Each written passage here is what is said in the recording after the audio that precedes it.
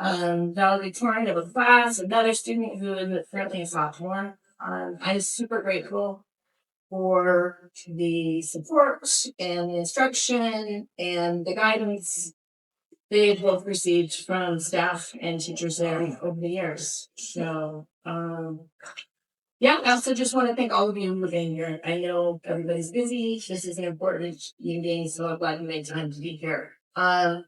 If you didn't sign in, please do. It's the easiest way for us to stay connected with you as this moves forward. Those of you who brought food for food drive for our community, thank you for that. I want to thank public officials who made it here. One of our commissioners, John Sweet, came tonight, so thank you for coming here with your constituents directly. All of the members of the school board are invited here tonight. I do see one is here. Thank you. This is just really meant to be an opportunity for you guys to listen to the experiences of the people in our community here, as well as staff to parents. Let's see. Bear with me also. And if you can't hear, we don't have a microphone, so if anybody's speaking tonight you can't hear, please let us know. So the purpose here tonight is to provide space for these members of the community, parents, teachers, staff, former employees, current employees, to share their experiences. And so we want this to be an opportunity for you guys to hear them. So mostly it's going to be about listening until we can get to the Q&A part. So if everybody can be respectful, just listen until it's your turn to ask questions. That would be really appreciated. Yeah, they're doing this because they feel that many of their concerns, which are serious, have been dismissed, minimized, and not given ample time to speak for it's so to do that at 3 minutes of public comment period of meeting. So we felt that this was necessary for this information to be made public. Enough was led us here tonight. We would like this to be a constructive step towards accountability for our elected board members and their one employee, which is the superintendent. So again, an opportunity to listen, learn, ask questions, and then identify what the next steps are for us as a community. Will there be an opportunity to speak? I mean, there's a Q&A. How long have you allotted for that? I think it's 20, 30 minutes. For the whole thing? For the Q&A section. Okay. I'm going to now pass the mic to Zoe Bradbury so she can kind of give you some more context about how we got to this point here tonight. Hi, everyone. Can you hear me all the way back? Great. My role tonight here is to try to tell the story of how we got to this point in this room today. It's actually a story that can have us here all night long. There's a lot, and so I'm going to try to give you the clip notes, sort of the story arc, and then hand it over to all of our speakers who are going to dive into more depth and detail from their own personal experience and various perspectives, different people in the district. So we're going to start with a timeline. I came into this as a parent. I have 2 kids in the district, and we've been in the district since they were in kindergarten and first grade, and have been so grateful for the school district. It has really been a remarkable and exceptional place for my folks to go to school. And we are in Limelight, so we're in a district transfer, and we drive 11 miles just to bring them to this very special school. Last winter, spring, I started hearing about contract negotiations, the teachers were negotiating for new contracts, and I started to hear things about how things were going a little oddly, things looking hostile with the superintendent, and I was concerned. I went to a couple of meetings. I was following that, we're all busy, so it wasn't my main focus. But come May, I learned that a whole handful of teachers had been involuntarily transferred. And then I learned that those teachers were also the union leadership They were also the contract negotiation team that was advocating for pay raises. Just a little context, our Bandon teachers out of 10 South Coast school districts are the ninth lowest paid teachers on the South Coast, while Bandon has the highest cost of living of any town on the South Coast. So they were really struggling with this huge gap between pay and cost of living, and they've fallen behind in negotiations. You're going to hear more about that from them. But they basically were trying to bring themselves up to 7 out of 10. Not a huge ask, but an important increase. So when I learned that that whole union leadership and negotiating team had been involuntarily transferred, that was the moment for me when I started to think maybe something is wrong here. This doesn't seem right. The optics are not good here. What is going on? And I started to ask a lot more questions and just try to understand what is going on in our school district. In that process, I talked to teachers, I talked to the superintendent, I talked to other parents, and little by little started to realize that there needed to be some advocacy for these teachers, because my deepest concern as a parent is that my kids are going to lose some of these exceptional, truly excellent teachers that are the reason we bring them together. And so in that learning process, parents started to show up at board meetings. They started to give public comment, write letters, and express their concerns. We were hopeful, I think, that we would get to a place where the board and the superintendent would hear us and reverse course and everything would be better. Little did we know we were in for a much longer journey. So as the summer wore on, unfortunately, we saw our first resignation among those transferred teachers. Ashley Pearson left in July, announced her resignation. At the same time, the teachers ended up bargaining fell apart, and they had to go to mediation. And in that process of mediation, the mediator determined that their ask was totally fiscally reasonable, sound, and they ended up winning their contract, which was just an amazing moment of celebration. We were all excited. But it was short-lived, unfortunately. As August wore on, we kind of returned to a pattern of hostility from the district, from administration. There was another round of transfers, some retaliation against teachers who stood up in public comment and spoke out about what was going on. So really, the teachers started this school year, probably, and you guys will be to this, I'm sure, just as morale's, all-time low. It's really kind of feeling broken and unheard, and it was a hard way to start the school year, I think. Can't imagine really for them. At that point, they started to ask specifically, can we please have some dialogue with the board? Can we talk about this? Can we try to resolve what is going on in our school district? For the sake of the kids, we want to be here for them. We want to show up with energy and heart and passion because we love our jobs. And they were ignored. The board said we can't bring them into public comments. And that's what they got. And in that public comment, they asked for further dialogue, for a work session. They never got it. The teachers came back in October with a vote of no confidence in the superintendent. So 85% of the teachers signed saying we've lost faith in this leadership. They again did not get a response from the board. So that took us into later in the fall. At that point, we lost 3 of our political school teachers on the start of the school year. An English teacher, a math teacher, and a social studies teacher.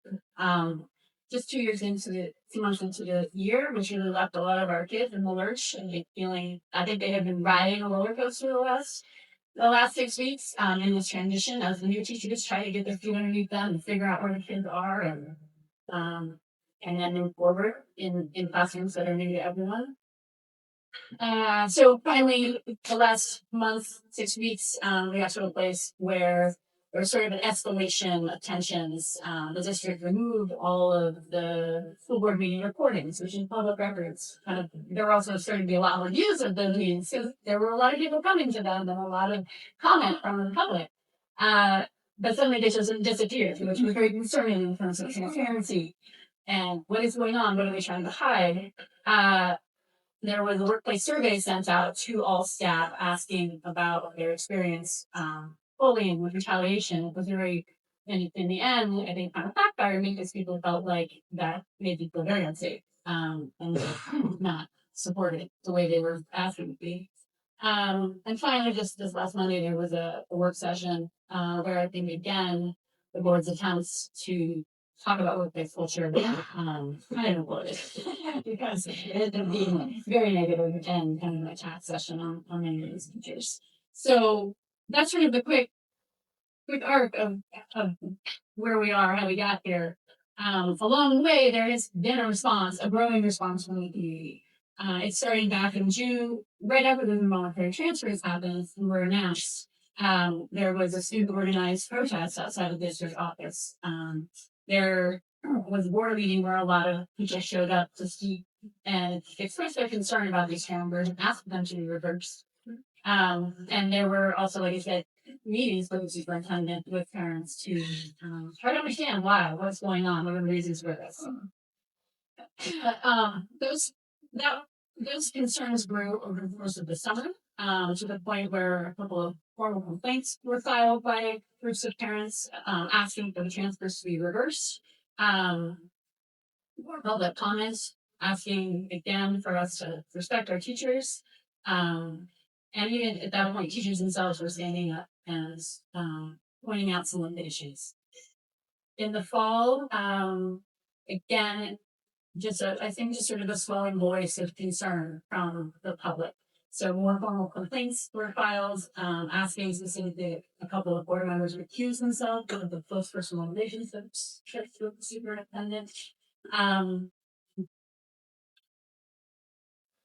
We basically, I think as the public, continue to try to support the teachers and advocate for them, until finally it got to the point where we just felt like we weren't being heard and launched bsdbetter.org. So the Do Better BSD effort, which has really been a way to try to bring all of the concern to the public eye in this website, where all of the letters, all of the complaints are now posted publicly. You're welcome to go there and spend many hours reading all the material. I think also in this process of showing up and trying to support our teachers and our staff, more people in the district started to come forward and realize, despite how unsafe it felt to share their stories, there was a real need to do so. And that was the point where a number of former employees came forward and filed a joint complaint about hostile, retaliatory workplace. And ultimately, a number of other complaints that are hard copies of the main ones interested, those of you can take home, you can also read them on the website. So at this point, there are formal complaints to the Oregon Government Ethics Commission about board chair, conflicts of interest. There are 3 formal complaints that were just considered on Monday's board meeting that have to do with asbestos abatement issue in the district, about also about retaliatory workplace issues, and also about the vote of confidence that was never considered by the board. So the public has been paying attention, the public has been worried, and here we are today to talk about it more and hear more from the people who are so impacted. Overall, I think in this process I've just learned a lot in the last 8 months, and what started to crystallize is that this is not isolated instances. This is a pattern of behavior, a pattern of abuse that ultimately is really detrimental to the school district. It's heartbreaking. In italics are some of the quotes that have come from the superintendent herself, which I think really point out some of the disregard and the perhaps sense that teachers are dispensable. Oh, one leaves, we get rid of one, just get another one. And I think for those of us who have lived here a long time and know how hard it is to bring people to this corner of the world, for them to find a place to live, for them to like it here and feel the survival winter, like it's really special when we have these experienced, wonderful educators who are so committed, who are rooted here, who have families here. We want those people to stay. We don't want a revolving door of teachers leaving our district and leaving our kids ultimately in the lurch, because they are, at the end of the day, the ones who lose. At the same time, we have the superintendent, but we also have a school board. And I learned a lot about school boards and their role and governance, things I never knew I would need to know. But what is very clear is that our board of 7 has one employee, and that is the superintendent. And their job is to be objective overseers of that one person.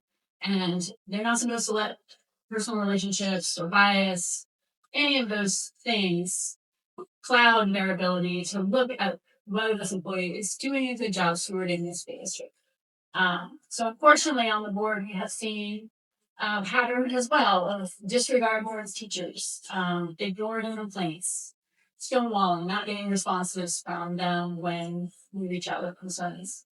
Conflict of interest and board complicity, meaning going along, shielding the superintendent from whatever is out there that's maybe criticizing what's going on, instead of just doing their job as objective overseers. And in the end, you end up with broken board governance. And that's unfortunately where we are today. So like I said, it really does in the end come back to the kids. And as a parent of a middle schooler and a high schooler, I'm seeing this firsthand right now. My own kid is really struggling in her math class because she lost her teacher on Halloween. And there has been not the smoothest transition because her new teacher tries to get her leg underneath her and figure out how to take over mid-year.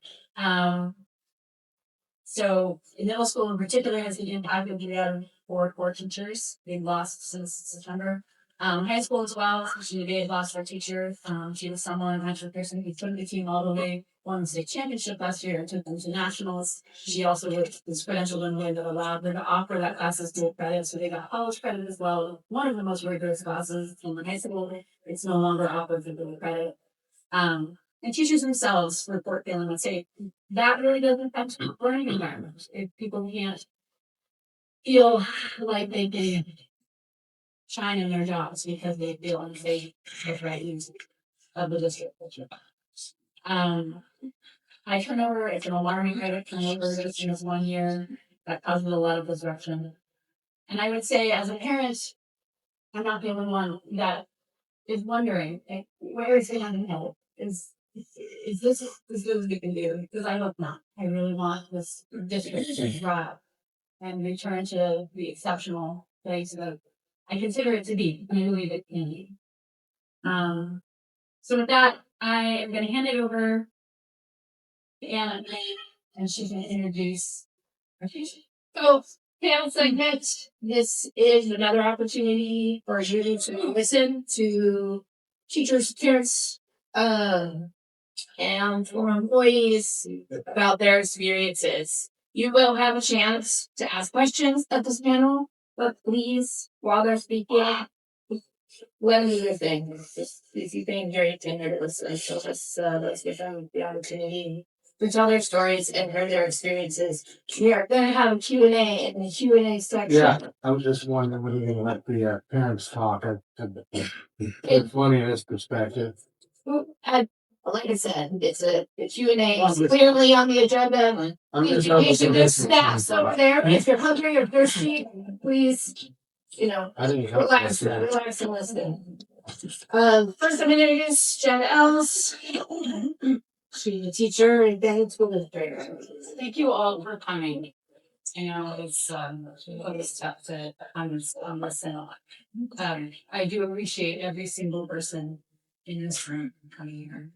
I understand if you have seen me speak, many of you have seen me speak, and I've had the opportunities to speak in front of people during negotiations and during board meetings. But I haven't had the opportunity to tell the story, and I would like to share the details. So, my name is Jen Ellis. I'm the Bandon High School art teacher and union president. I've taught in Bandon for 25 years. I had 2 children graduate from Bandon High School, both Dolphins in their class. They are both thriving at the University of Oregon, taking really heavy science classes. Their success at U of O is largely due to the teachers they had and the choices that they were able to make in Bandon. And my youngest son wants to be a dentist, and that is a really hard road, and he's crushing it. And I look back at what he was able to do in his high school classes, and it is hardly anything compared to some of his peers at UO. He comes in with this many credits, his peers at UO come in with this many credits. It doesn't matter. He's doing great. And that's because of this small community and this school district that nurtured them throughout. We don't let kids fall through the cracks. And I've been here 25 years. I've worked with 4 or 5 different superintendents and at least that many principals. I haven't always agreed with everything superintendents have done or said. I have questioned decisions by principals regularly. I've always felt comfortable and able to ask those questions out loud, and I've always felt supported. I've never felt like those discussions have caused me to question my career choice until this year. 3 years ago, BEA bargained for a contract that gave us a raise, roughly half the increase of the cost of living. I was not involved with these negotiations. I always thought that was a role for bold math experts and experienced negotiators. So when voting on past contracts, I always relied on my bargaining team and union leaders to explain why we should or should not take a deal. But 3 years ago, the deal felt like a slap in the face. I saw districts around us getting nearly the cost of living increases. Cost of living at that time was massive. It was you probably know. Bandon is falling apart behind. It felt like we took a pay cut every time we went to the grocery store. There was a really fuzzy math issue with that contract when the district framed our raise as higher than the actual increase. Several union members got involved with this recent bargaining year because they were very frustrated with that contract. So I was willing to join this process, put in my time, 10 meetings, research fair contracts, and share the information. I was genuinely excited to learn about process of bargaining. The BEA negotiating team is all new to bargaining, except for our president, Ashley. We began by gathering contracts of surrounding districts, reading through them, combing through them, taking bits and pieces that might strengthen our future contract. It was clear right away that most of the surrounding districts had used a similar template or had a similar author for a lot of the language and the compensation. We found immediately that we were much further behind than we originally thought.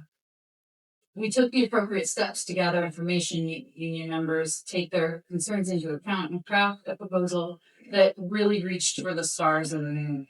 We knew that a 15% increase was impossible, but that was the difference between the lowest, which is about where we were on some steps, and the highest, which was Coquille at some of the steps. And it really is a little bit of apples and oranges comparison, but there are some steps that you can look at and do those comparisons. We believed that we would take this big ask and receive a much lower counter offer and then negotiate from there. That's what we thought.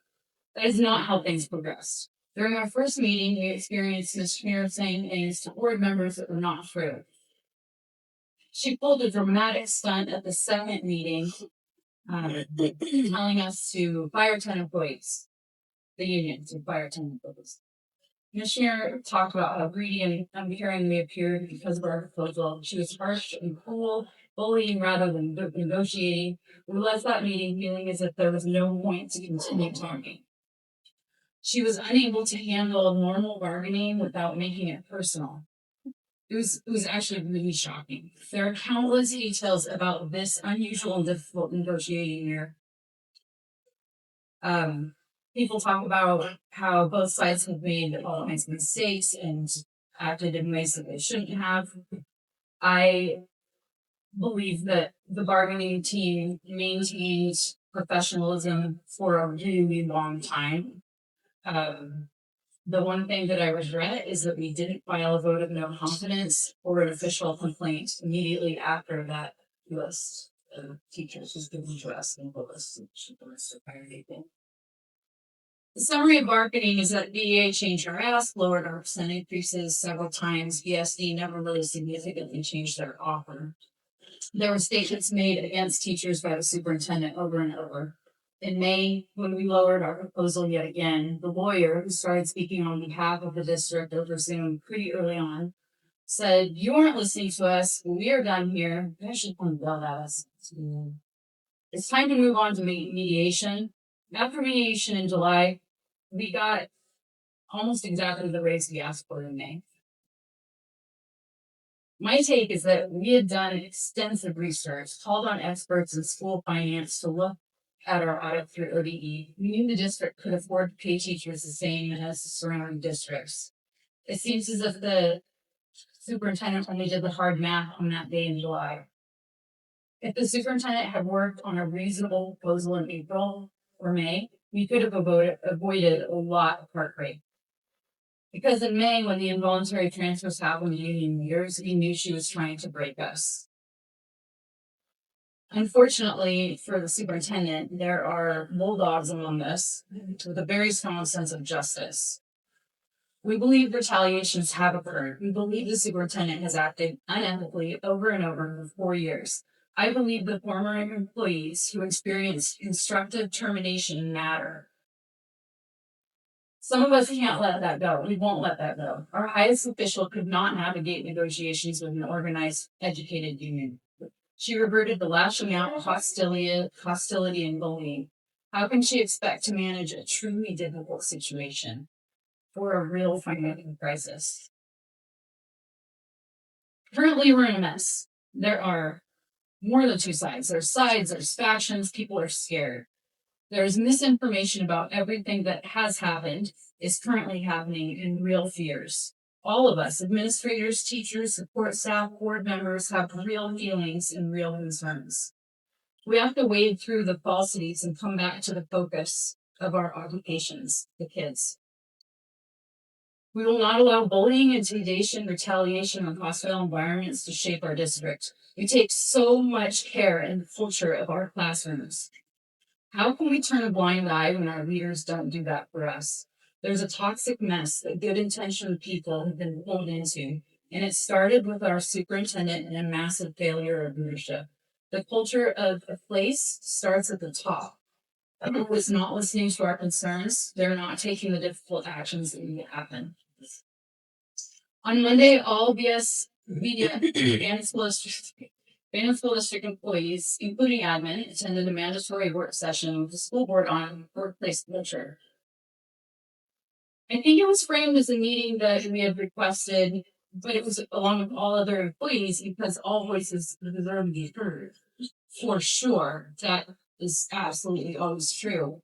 BEA wanted a meeting with the board for a work session or an executive session in order to talk about their one employee without her present because we were scared. We needed a way to share what has happened under her leadership. We wanted to share why we had taken a vote of no confidence. In a school district, that is a heavy matter that boards generally take seriously right away. We didn't want to drag everyone else into it. But on Monday, we gathered in the OC gym, all employees sitting in the bleachers, all board members in their horseshoe. The first speaker was Martha Lane, board member. She read a statement that chastised secondary teachers for not teaching vocabulary based on a walkthrough she did recently with our principal. She was in my room for maybe 2 minutes. The statement praised OC teachers for being masters and criticized high school teachers. Martha cited Bandon's low test scores and placed blame on the teachers. She made an accusation that there is a teacher who has another full-time job while teaching, which I found ludicrous.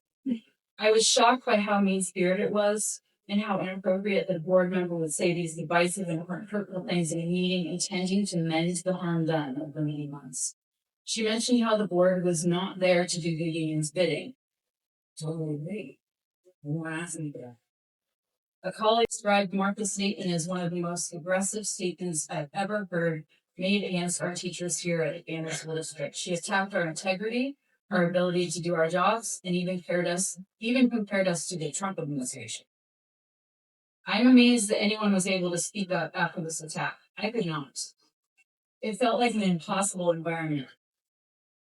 I was grateful when people did start speaking. I was grateful for everybody that spoke at that. Some of you are here. It's important to be able to hear all voices. I was especially grateful when Grant stood up with his shaking legs and all and addressed Martha's statement. He was composed, direct, and still kind. When the EAs stood up, Carrie, Sasha, and Blake, and they talked about what it's like being in a middle and high school classroom, they lifted everyone working. They lifted up every. The light is so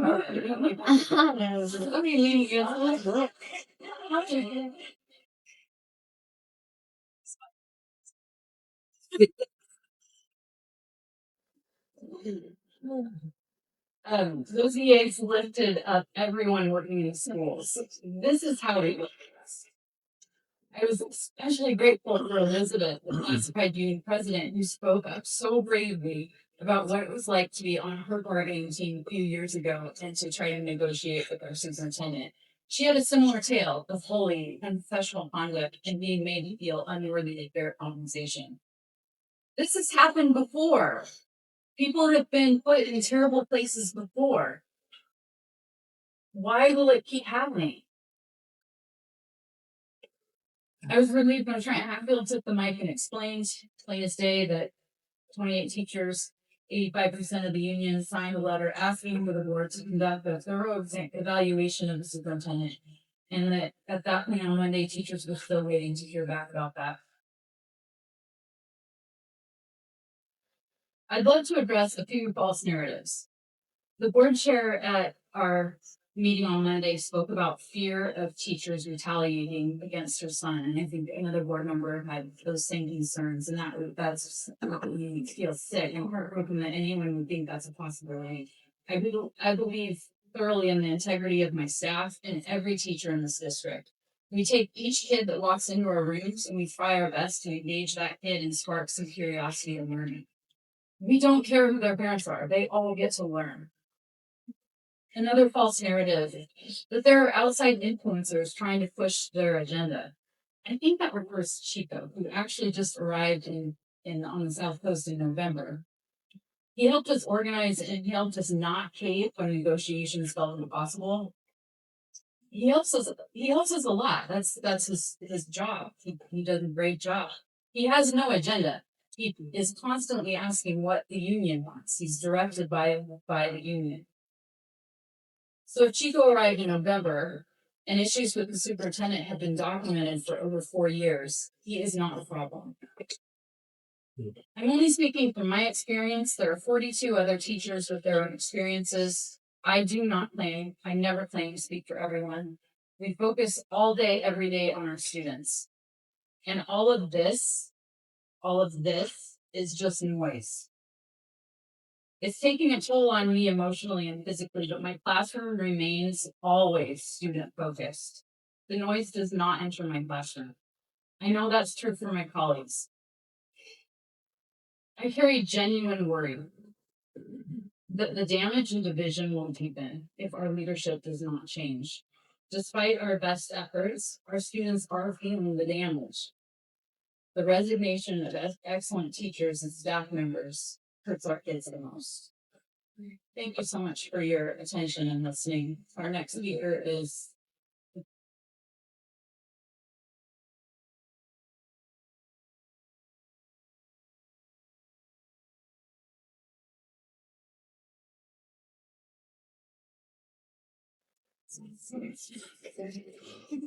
Thank you all for being here. I appreciate you the chance to know about the things that you said. My name is Cynthia Prosky. I'm a proud third grade teacher at OC. I've been teaching for 18 years at 5 in this district. This is a dream come true for me. Back in the 80s, I don't want to date myself, but I'm gonna.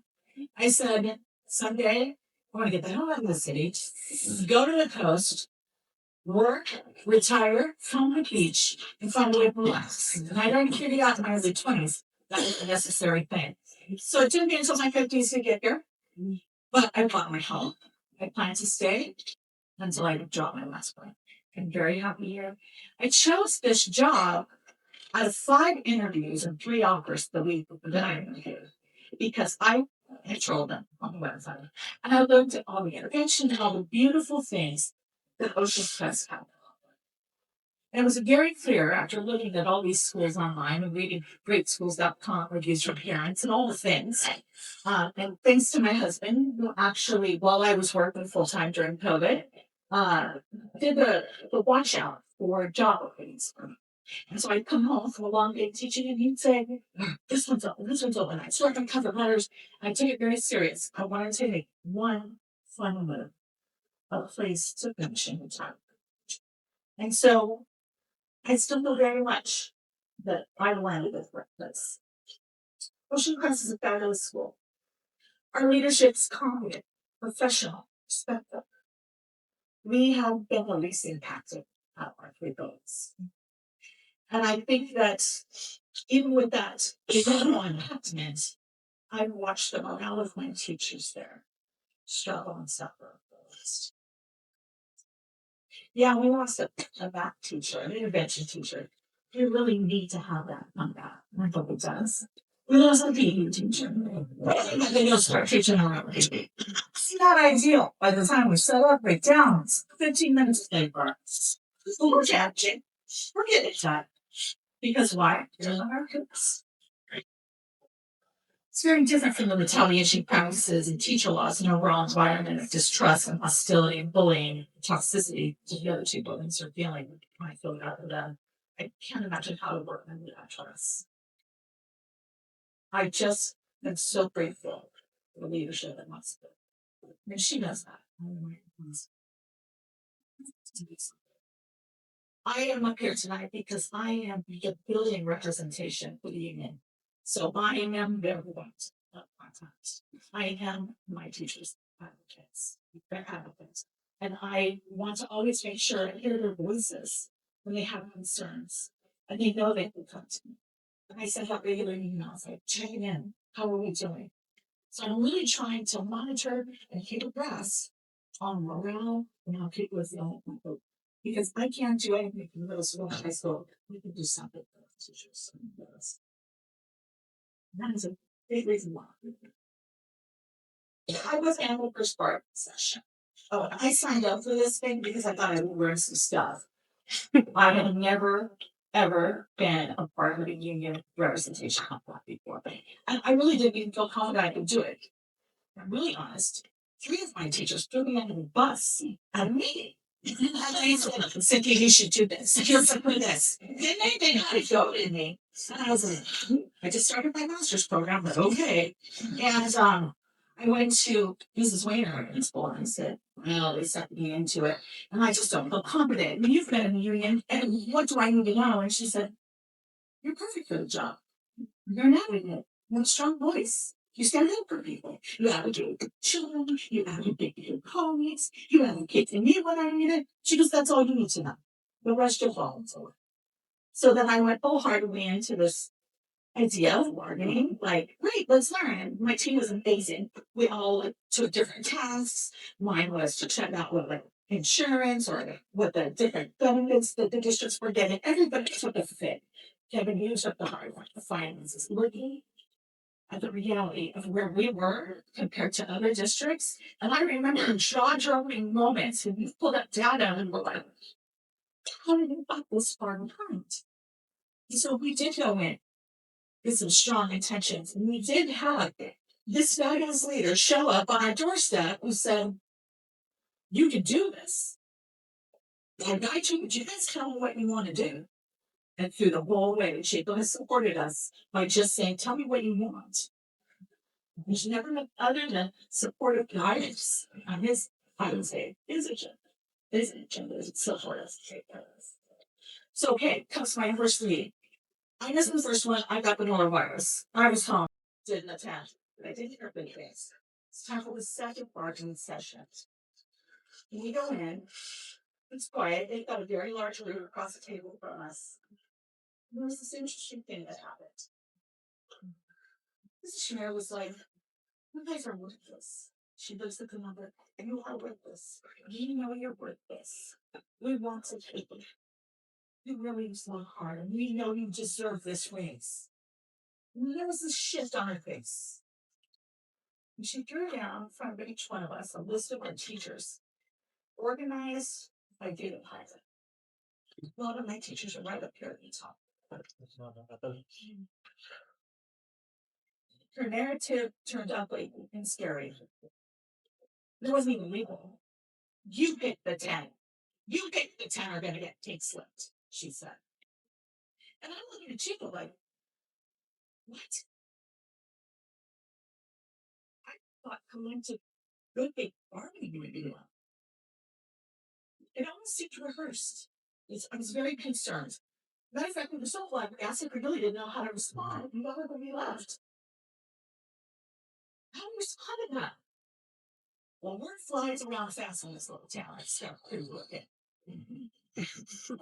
I get to school the next day, and I have these top teachers coming to me in tears about losing their jobs. Now, it's my job to be strong, right?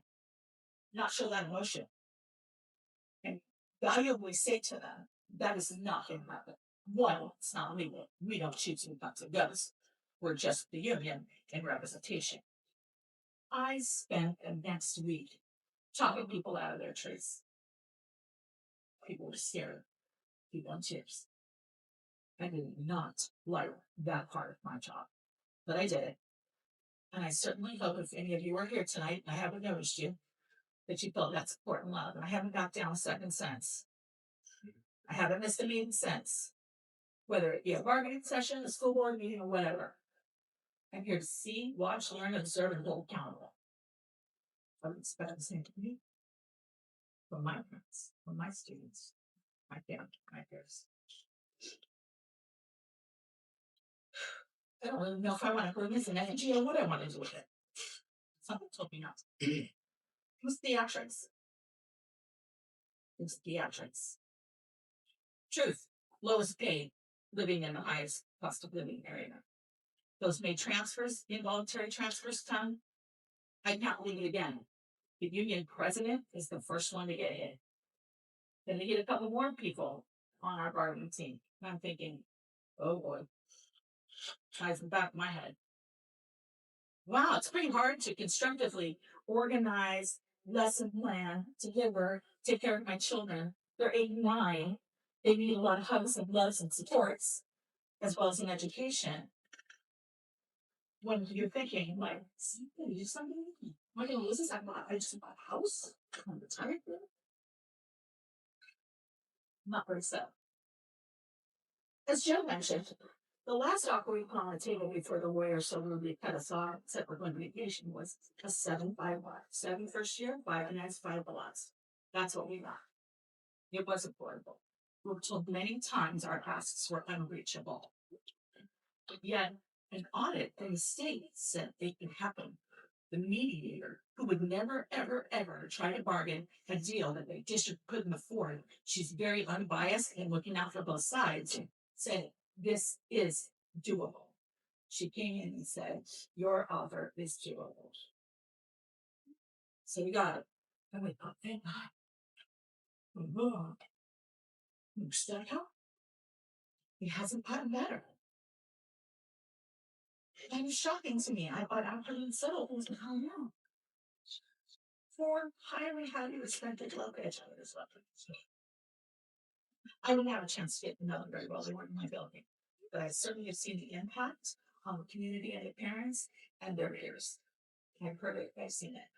We are the least affected at Ocean Crest. That doesn't mean we don't care about our other employees in other buildings. And some of you all have known each other so many years. I'm the new still 5 years here. Since then, it's felt like there's been no accountability. You haven't heard him keep getting up, saying the whole thing over and over and over. To fall on deaf ears. Oh, sorry, you didn't follow the right form. Oh, sorry, you didn't do it this way. Sorry, you didn't do it that way. You didn't only go here. You didn't only do that. And it was like the cut of the nut game, right? We've got our complaint and our issues. It's under a nut or under a cut. And somebody just keeps switching the cups around. And it's gone. That's how I feel like it's like a terrible magic show. I want it to end. Leadership has broken trust severely. It's affected 2 out of our 3 schools at a deep level. Fearful and stressing toxic environment in the district. It's low morale. It spreads far and wide. It's time for leadership. You need someone who leads with integrity, professionalism, with a heart for the children and staff. You take care of your teachers. Then you better take care of the children. We're gonna want to thank tonight before I stop. The group, the parents, that they so help us. When we were ready to give up hope, I could see it in each one of us, and we're trying to move each other up through this process. It was the parent community behind us that, whoa, that gave us the extra breath of life. It's like a little CPR. Okay, keep going.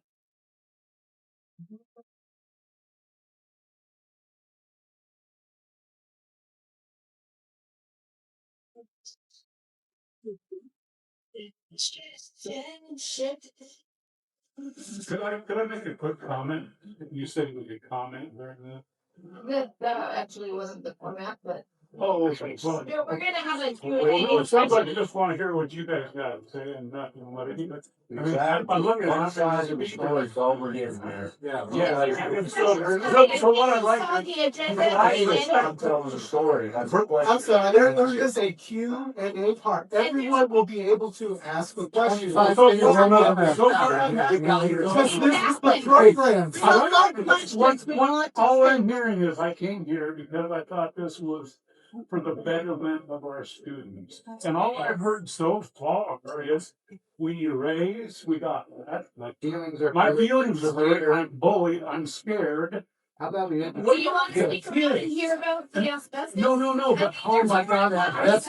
No, I went to that school, Guys, no. I went to that school 40 years ago. So I Well, I'm not gonna have a chance. I'm seeing 6 more speakers. We're gonna be here till midnight, and nobody's saying anything about improving our schools. All you talked about is how badly you guys were treated, and that if you would just fire the superintendent, you would just fire the superintendent and let the board know that we want these things. Things would be better, and that's what I'm here. And it's pretty pathetic. Goddamn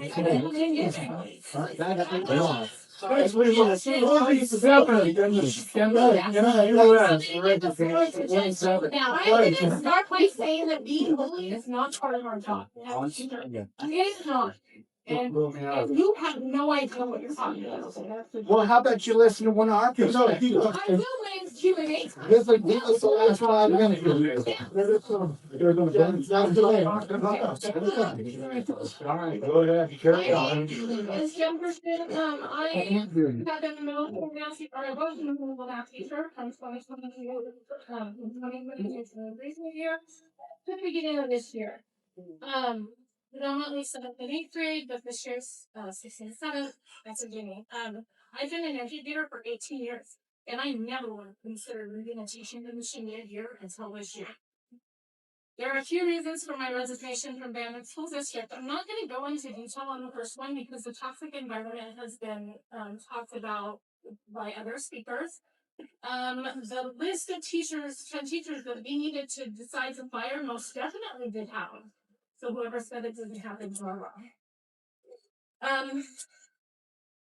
I sat through meetings where she laughed at the teachers.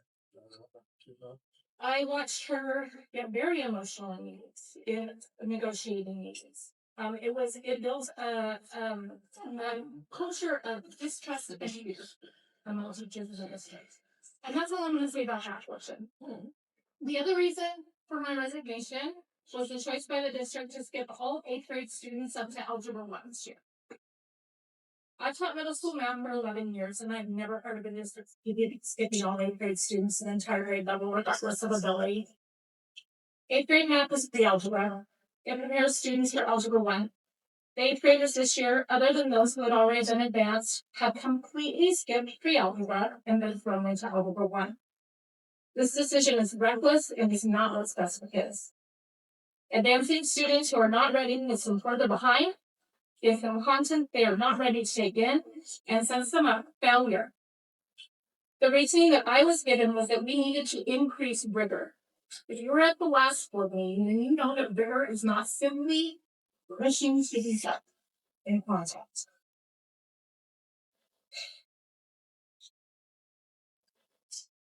That if students fail Algebra 1 in 8th grade, it's okay, because they're seeing the content and we're going to be ready, we'll then be ready to pass Algebra 1 the next year. This isn't how math works. Those students are missing the foundational skills needed to be successful in Algebra 1.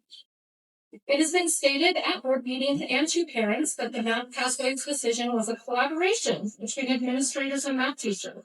That is just simply not true. I was told that this was happening and that I needed to prepare to do it. I was very vocal in my opposition to this and stated that I could not ethically support this decision in any way. I was told by my administrator that the superintendent had made the decision and that I needed to plan for it to happen. Although I was very vocal regarding my opposition, the superintendent and other administrators have told parents that I supported the decision. In addition, when I spoke with the high school math instructors regarding all 8th graders being skipped a head grade in math, and that most of them had not had any 8th grade content, they weren't even aware that that was what was taking place. There was no collaboration. What we were doing was work. 178 grade students last year met their target growth goals in math, and state test scores increased. Change doesn't happen overnight. It happens a little bit at a time, and we were headed in the right direction. We were already advancing students who showed they were ready. We had database criteria in place to make those decisions, and every year more and more students have been able to take advantage of this advancement opportunity based on their math. Also, the students who had already been advanced are now in a class with students who have not had the prerequisite content. So the instructor has to slow down. They have to. Because there are students in there that don't have the skill to move these classes.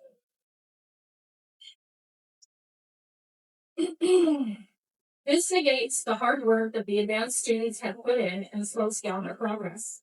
What does it mean to be advanced in math if everybody is advanced? What does that mean? It doesn't mean anything. The letter that went out to inform parents of this change was very misleading. In fact, I brought copies if anybody would like one. This is the letter that went out to parents. In it, there is no mention of students skipping their 8th grade year of math. It's not mentioned once. There are 3 classes given, saying that these are the options. But if I didn't know the standards, if I didn't know what needed to be taught at what grade level, what standards needed to be covered at what grade level, I would have no idea what that meant. No idea. This letter is very misleading, and I encourage you to grab one.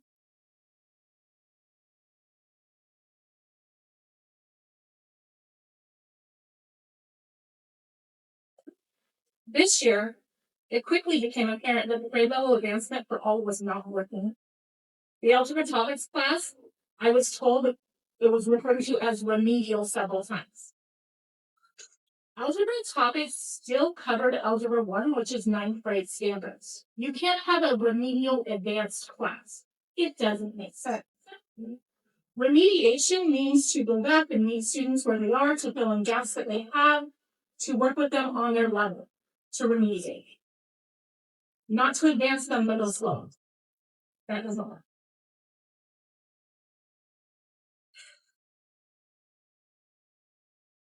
However, neither of those, I don't believe it kind of blew up right away. There were issues with teacher placements, and those kids were just kind of, the kids that were put in the algebra topics class were just kind of, at first, they had a revolving door of cells. Okay, and then they had a teacher in there, but still, they're further behind. What they had a qualified teacher there, but not a math teacher. The standards were not kept up. Those kids are now part of it. That was a poor and reckless decision made with no collaboration with teachers who know the kids and know their math abilities. The district also presented the top 7th grade students to talk about how great math was going for them and how much they appreciate the advancement at the November board meeting, and that's great. Those kids are wonderful and they're doing amazing. But that doesn't represent the total population. The district is trying to make the decision look good. It was not a good decision. They're presenting half truths, getting the situation, and just not being honest. Finally, I just want to say in closing that I'm really disappointed in the lack of accountability that has been taken by the superintendent regarding her behavior and the lack of checks and balances shown by the board. I taught in other school districts. This is not normal. Not in any way, shape, or form. The rate of turnover is not normal. The way that the district is operating is not normal. It is sad. And Channing kids deserve better.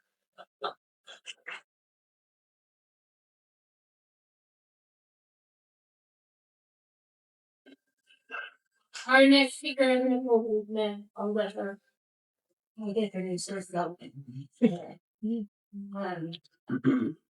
know what? I'm gonna do my best, but I'm just gonna be vulnerable. That the trauma that this experience has caused has left me with some severe panic attacks, and so I'm gonna do my best to get through this. But I am still dealing with the fallout of it. My name is Guzman, and I was asked tonight to share my experience in Bandon School District. My family relocated to Bandon in 2020.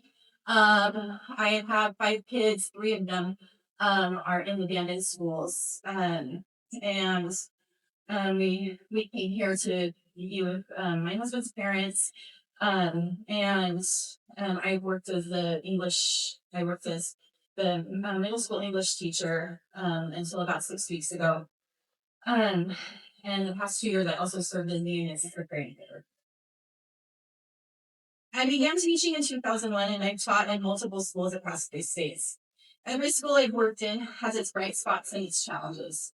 Here in Bandon, I had wonderful colleagues. And these past few years, I continually raved to people, including my former coworkers in other places, how student-focused and hardworking my coworkers in the middle school were. There were outdated systems and practices that needed improving, and we were doing that work, some of us giving hundreds of hours per year beyond our contract hours to meet student needs. There are so many details of what has transpired that I don't want to go over, and definitely don't have time to go over in 5 minutes. But I will say that I did see and ignore warning signs for much longer than I should have. On 2 occasions, one of them pretty early on, actually in the first year that she was here, I had encounters with Miss Share where her behavior was aggressive and erratic. And after one of those instances, I returned to my principal. I was just kind of shell shocked, and she confirmed to me that she knew exactly what I was talking about and what I had experienced. Still, I pushed those aside and continued to support her because I try to see the good in people, and people are complex, and I tell my kids that all the time. Nobody's all one thing or all the other. And there were good things happening too, and some good decisions being made and progress being made in our district. I had no idea that the problems that existed. This past spring, I watched those contract negotiations deteriorated so drastically, and it was alarming, but I still had hope that it could be corrected. In May, when the scheduled emails went out to notify those of us who were being involuntarily transferred and reassigned without any notice or conversation, I was completely stunned. Like I said, I want to believe the best in people, and I simply could not make sense of all of this and why. And I was especially concerned. Not only did the way the transfers occurred was it problematic contract-wise, but we were really doing some important work at the middle school level where we were trying to improve school for kids. And it kind of blew up that work, these transfers did. And so I don't have time tonight to go into all of it, but I did make a statement that is a public record from the October 6th grievance hearing. If you're interested in that, I think it's on the school account. It's just been posted on the BSD website. When asked, administrators told us different stories about what had motivated moves depending on who was the audience. But unfortunately, the negative actions didn't end with the transfers. I had hoped that once the contract had settled, that this year would correct course, reinstate people to their positions, and follow proper procedures for anybody who she still wanted to move.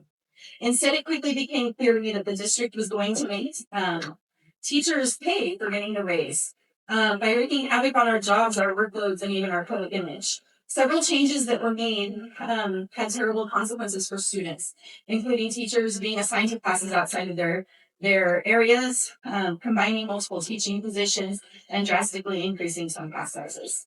In addition, the monthly board meetings became a place where district leadership got an open floor to control the narrative. And I was alarmed because oftentimes the presentations would include like little partial truths or little spins on things that weren't totally accurate. And regardless, all of it just to me felt like none of these things were the actions of an effective superintendent or school board at that point. I made the decision to resign when I realized that these problems were not going to get solved anytime soon. And through the targeting that I was experiencing, choices were being made that were actively harming my students and my students' situations for their education. My students were always at the heart of my efforts as a teacher, and they still are driving force and even willing to consider standing here tonight.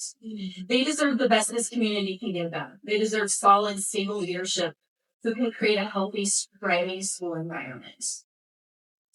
And 3 of my own children, like I mentioned, are students in ESD. 2 of my children were my current students at Harbor Lights. So their education has been impacted significantly by the resignations that have occurred, and they are suffering. Something that has stood out to me through all of this is how the checkpoints that should have brought accountability, should have provided accountability, did not. Our contract was breached and requests for correction were ignored until a time when reinstating teachers would have been too disruptive to students. Some members of the school board ignored and even interfered in our attempts to communicate and ask for correction. School board meetings became a place where administrators could speak freely while teachers in the union were limited to 3-minute public comments. Requests for investigation went unacknowledged. Some of the school board members, I feel like, not I feel, I observed that it seemed like they forgot that they were Miss Schmear's employer, not her protector. And I'm going to just say right here, like, I have defended her and defended her publicly. And really, for me, this is not about personal attacks. And like I said, people can do good things and not do good things. And this comes down to me of like where the district's headed and can it come back from this, and where it has gotten to. I don't see how that would even be remotely possible. What do you do when the checks and balances fail? That is a question that I've been asking myself. And this is when we as a community do need to use our collective power to insist on better. I appreciate everyone who's rallying for the sake of our schools and sake of our students when teachers felt defeated and hopeless. I know there's a lot of people in the room with different opinions. And I respect that and understand it. I've had different opinions over the years. And, gosh, even a few months ago, my told you something different than today as far as the severity of what I'm seeing and understanding. I appreciate the school board members who bravely ask questions, done their research, and challenge the majority. Thank you for doing the right thing, even when it's hard and comes at a cost. We love this community and unexpected opportunities are given back here. This is our home, and even though I had to step away from the job and students I love, I'm still dedicated to advocating for the best for us.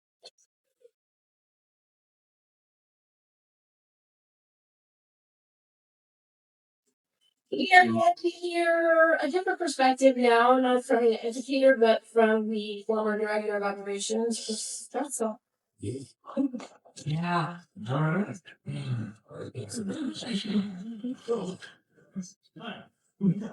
Some of you know me. What director of operations from June 19th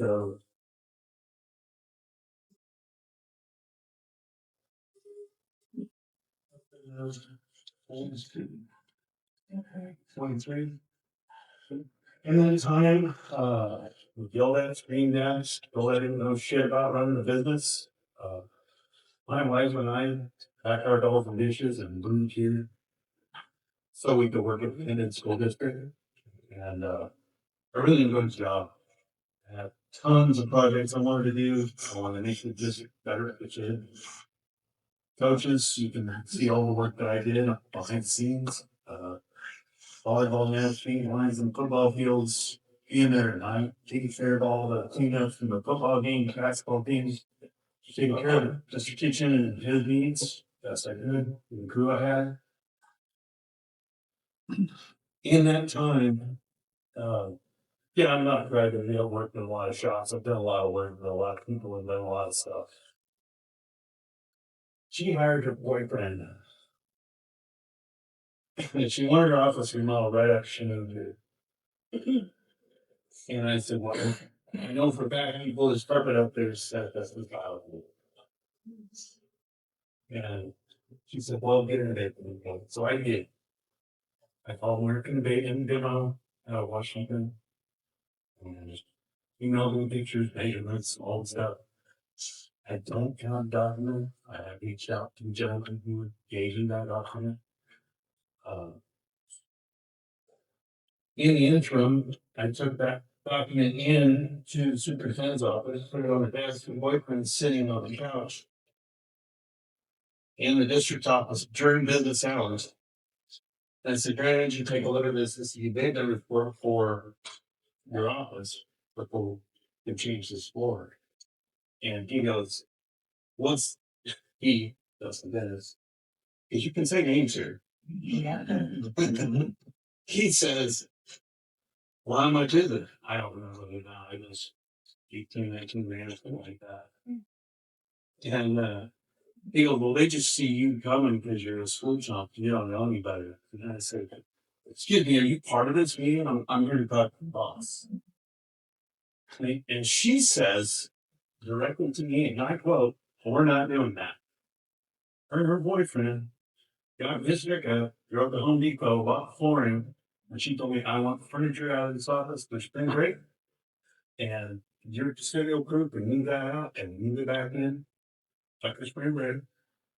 And the floor will be done. And I said, I don't want nothing to do with this project. If they're not going to pay it, I can't, as a director of operations, I can't have my hands tied to this at all. Period. Why didn't I say anything 2.75 years ago? I wanted to keep my job. And I wanted to keep my house and my lifestyle the way I was accustomed to. I asked for compensation for the bond projects. Was told no. Sold out for months, absolute months on getting a new contract. And then when I got it, it was the same amount that I got before I managed transportation. And so, okay, fine. I'll keep the job. I'll shut up. I'll do my deal. I'll fix whatever. I'll work 12, sometimes 16 hours a day. I was told to keep track of my time. I've been compensated. I could have all the comp time I wanted. I filled out a spreadsheet. I made a spreadsheet. Several staff members were in the meeting. I'm one or two again. And it says, hey, by the way, I've got my kill time spreadsheet. You get like a copy of it. She goes, oh, we're not doing that. Excuse me? And you can leave the meeting now. I was like, okay. So I backed off, got one recruit, started working on stuff on the school. But she wrote several laws. And those laws are on the website. Yes, even better. And you can look them up. And there'll be hyperlinks on the website. Feel free to copy and paste those. Then look at Oregon.gov. She needs to be on. That's all I really got to say. I love the job. I love the people I work with. That's illegal. Hiring your boyfriend, that's illegal. They didn't use an abatement company. They didn't do anything correctly. And I don't put the burden on the school to prove that they did.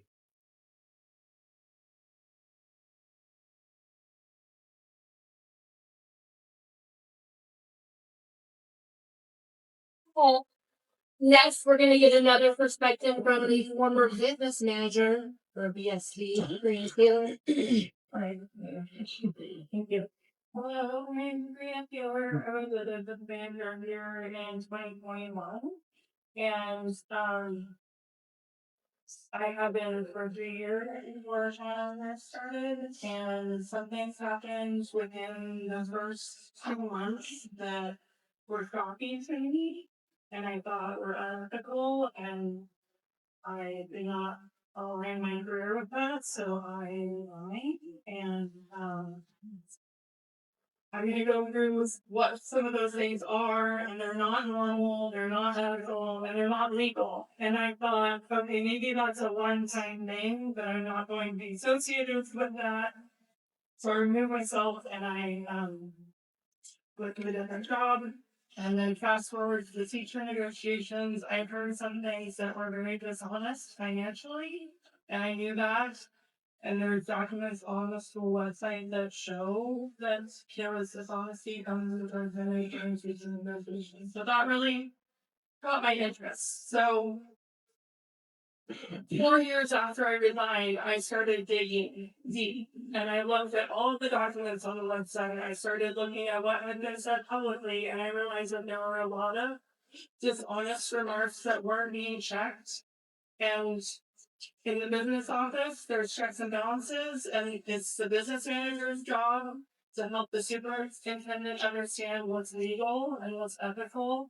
And that's just not happening right now. And it hasn't been for 4 years, which is a big issue. And I'm not the only one that knows about all of these things. You can reach out to other financial experts and you can get the information. So another thing for you all to know, if you don't already, is that private sector jobs are very different than public sector jobs. And in the private sector, employers can do a lot of different things. There aren't as many laws governing what they do. In the public sector, since everything is funded by the community, federal funding, state funding, local funding, there are many policies and many laws behind what you can and cannot do. So the first thing that I saw, it's up here, okay. There's restrictions placed on public officials that are different than those placed on private citizens because service in the public office is the public's trust, and the provisions in ORS Chapter 244 were enacted to provide one safeguard for that trust. Where's the next slide?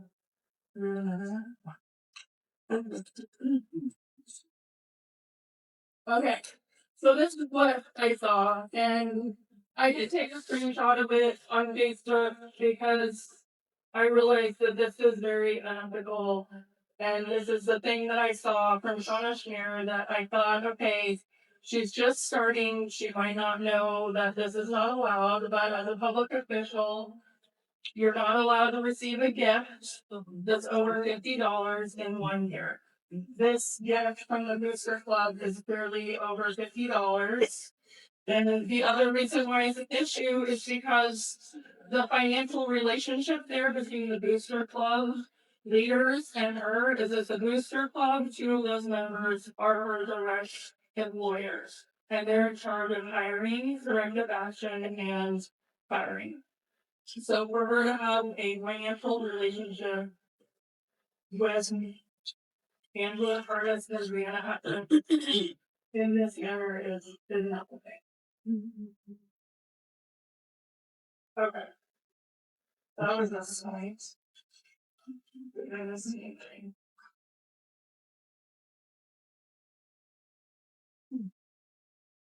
Okay. So the business manager position, like I said, there's checks and balances, and that person in that position is there to support the superintendent and say what is legal and what isn't. And she went through, well, she didn't have one when I left for months. And then the next one that she had, she treated similarly to the way that she treated me. which was hostility, obfuscation, where you try to bring up a point and she circles you around to something else completely different and ignores what you're trying to tell her about.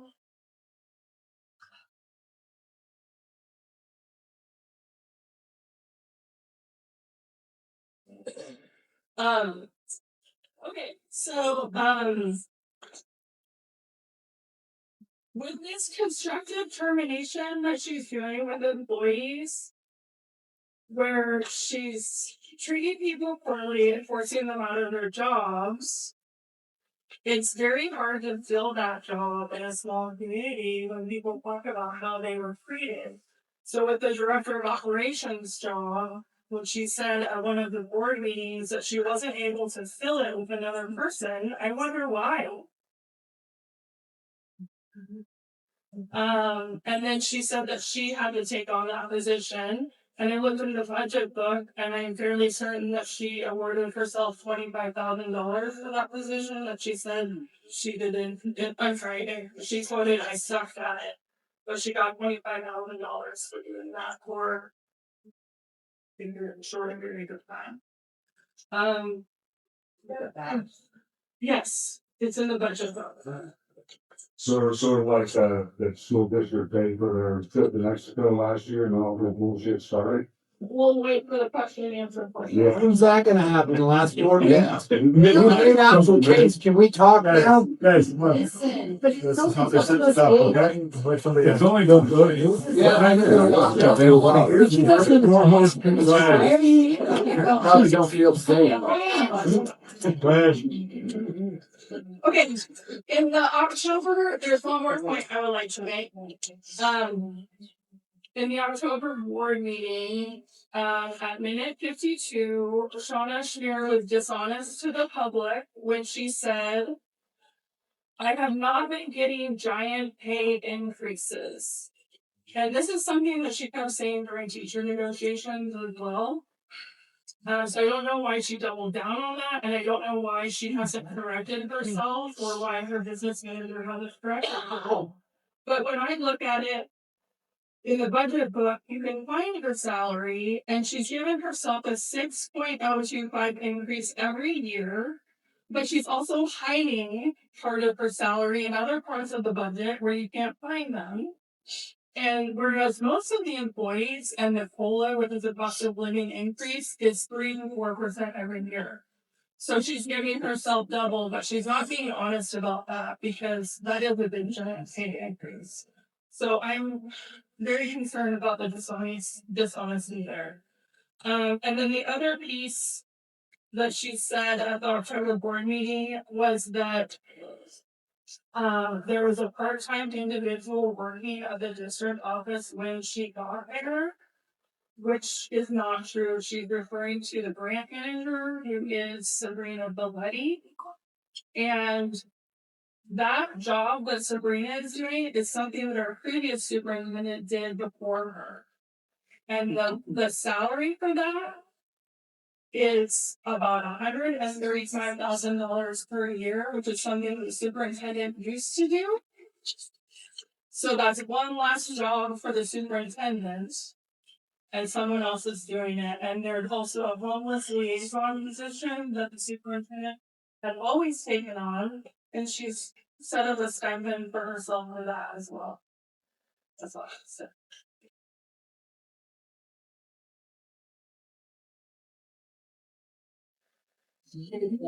Parents, and then it's gonna be time for Q&A. So thank you for your continued patience and. I am Dawn. I'm not the only parent in here as sixth grader who lost, 3 of their 4 teachers. It was pretty disheartening to hear that, our sixth grader that just is learning how to navigate classrooms and go classroom to classroom. And there's, a social studies teacher that, has been in the high school for years, very tenured, whose child is in our, vectors, their class space, and have been for years. And it was just very disheartening to lose her political language art teacher who, had had parent rate reviews for years, showing growth in kids reading and writing and expressing themselves. And then, to lose, her math teacher who's a veteran who knows how to teach middle school kids. And, it's quite obvious that, we're not going to get the best and brightest teachers that are just laying around and have a job going into the school year. And they are newer. They are people who, are trying to get their, maybe have a second career as their first year of teaching. And so it's, like my kid gets one chance at this.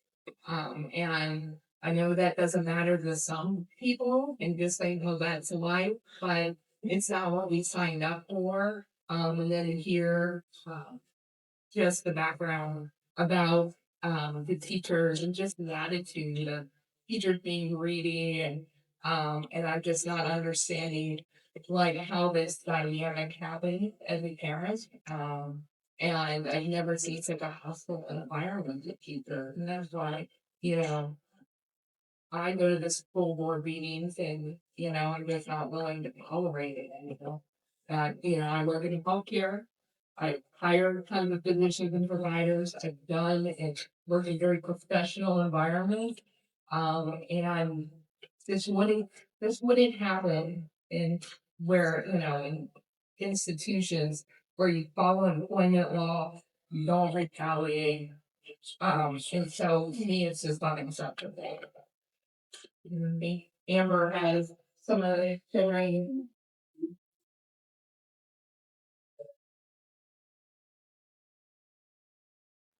Mentor 5 years ago, got 2 kids in high school right now, Jessica and Oliver. Both straight A plus students for the most part. Both overachievers. I don't know where they got that from. But I watched them both in tears sometimes about the changes at their school. We moved here, and so many people, because of the school, because of this town. We came from the Seattle, Tacoma area, big city. I grew up in a town of 700 people, so I know what it's like to be in a small community. I know what it's like to grow up in a small community. My kids got to do the big thing. They were in Seattle. They got to go to all the theater shows and all the big basketball games. They got to do all of that big city stuff. But in my town, my graduating class was 14 students. And I am still friends with the vast majority of them to this day. And I know that's from growing up in a small town. I know that's because in smaller towns, people form stronger bonds. They also grow stronger animosity. I mean, that's real, right? But the fact of the matter is that we all feel passionately about what's going on. My kids came here, they have flourished. If you've ever gone to see a show at the Spray in the last year, you've seen my daughter there. If you've been to a speech and debate concert or a concert show, my daughter has been there. You watch band or choir, both of my kids have been there. These kids have flourished under this school. They love their teachers. They love their parents.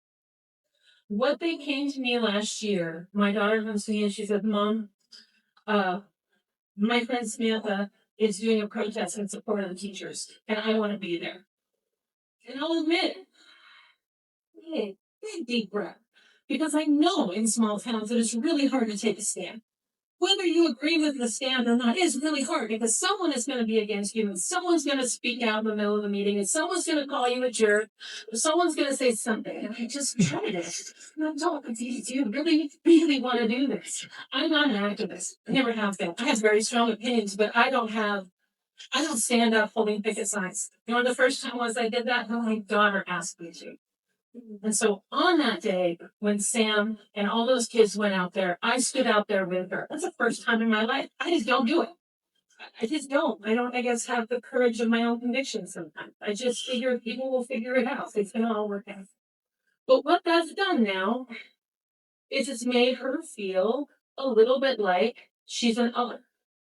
Because she feels strongly about this, knowing full well that some of her friends are less dramatic, less interested, you know. I mean, she's a junior this year. She has a year and a half left at the school. And her heart is broken because speech and debate was her life. She was so excited. And when the math teacher moved in the middle of the year, everybody's schedules got tossed in the air and rescheduled. She was no longer able to be a part of that. So the last year that Ashley Pearson taught that class, Jessica was not allowed to be involved. So I asked, I said, hey, school, can I pay for an online course and whatever this course is that she has to take? What can I do to make it so that she can do the speech and debate? Because I think being able to stand in front of people and talk is important. I think being able to express your opinion and your thoughts and feelings is a very valid skill. And I was told absolutely not. No, you can't. And I said, there has to be a way. There has to be a way to work around this so that she can still do this. And I was told no, over and over again. And you know, I'm a pushover, but not when it comes to my kids, not when it comes to their education, not when it comes to their happiness. And I would assume that every parent in here is the exact same way about their kids. Whether you agree with my position or you think that I'm a complete moron, you still stand for your kids. What I'm telling you is that my child has been hurt by this. Now she's back in speech and debate. It is not the same class.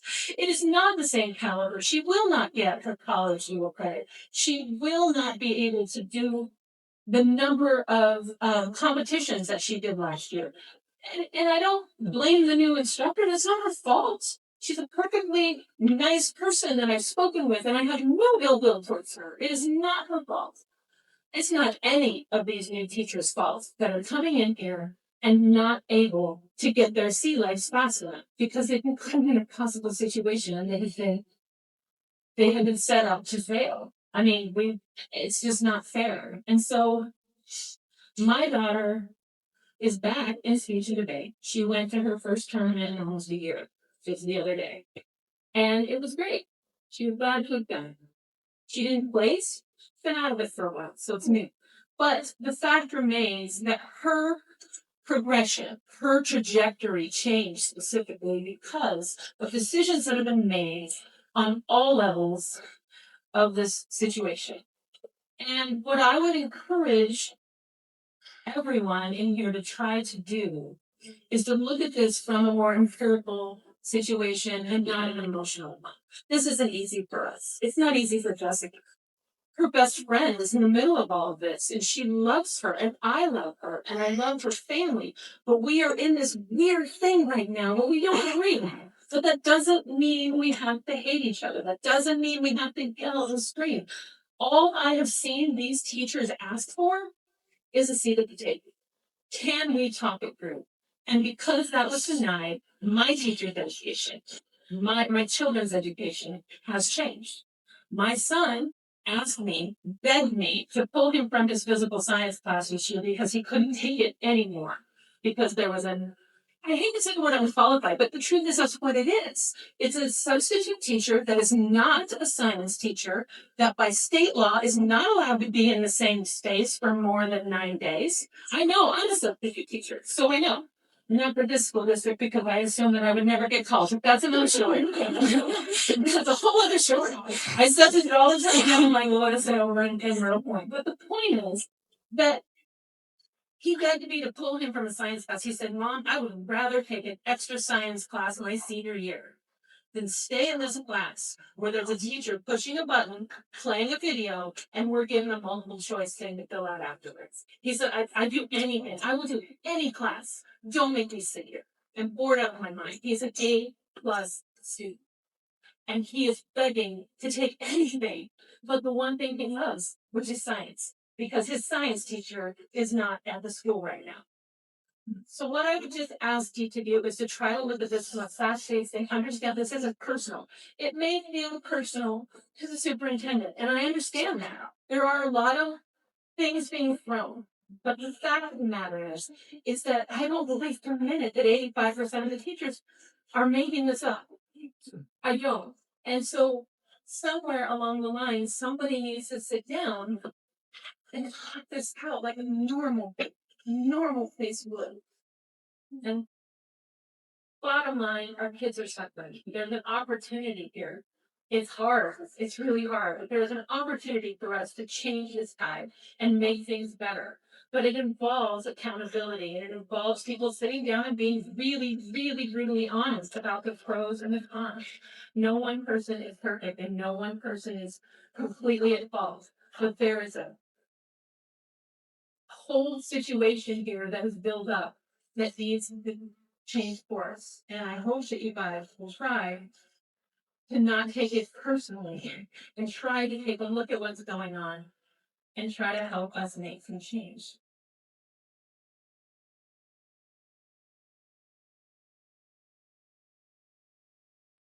Are you all waiting for? Q&A. I am going to just briefly say before we get started, let's keep the tone respectful, calm, focused. We talk about solutions. You know, we're talking about really hard days, and we have really strong feelings. So I would say if there's specific panel members you want to ask their questions to, please do. Gina, cut in. I'm Sheena. I'm the secretary at the high school. I spend a lot of time with these kids, and I'm gonna tell you right now, they want to be at school. I get there at 6:30 in the morning. I start making breakfast with their parents so they're trying to go to work, so they can go to jazz band, or they're late. We have kids that come in our main services, but you can go and do whatever. Our high school's open to these kids. They want to be there. And they might be feeling some of the effect of this, but I'm going to tell you right now, we need to get back to focusing on kids, not focusing on ourselves, not focusing on. We need to be passive. I'm getting emotional. I'm sorry about this, but I care about this kids. Okay. A lot of parents in here right now, your kid been in my care a long time. You choose to bring your kids to our district and you can take your kids out. I'm not at all advocating for that. I love your kids and I want your kids to our school. The kids that are there on district transfers, I'm on there. The kids that aren't there on district transfers. But there's options to take kids out. And that's not at all what we want. That's not at all what any of us want. But we're doing something right at the district. We are. Because at the high school level, we have more kids than we had in years there. So we're doing something right. Do that. And we want to get the kids there, and that's what we need to get back focused on. I'm not saying that anyone's not focusing on these kids, but we need to get back focused on the kids and setting ourselves as adults aside and remembering why we got into this job. Exactly.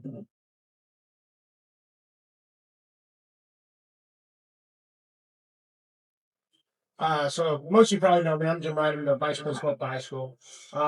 If you notice, I am here. I do want to hear your guys' side of everything. And I do think that's important to hear both sides. So I do have some questions, and I do feel like a lot of this is based on emotions. Because I feel like if we can flip this around and have Sean and whoever else also get up there and talk. So I do have some questions though. So like, it's okay if I like call out like, questions. Okay. Well, like not bad. So like Karina, I have a question for you. So at the beginning, you talked about we could reach out to other financial institutes to find these mishaps and that kind of stuff.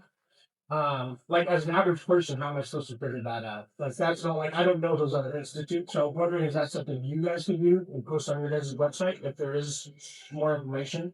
Yeah. So what is available on the website is under the school board page, all of the budget books are there.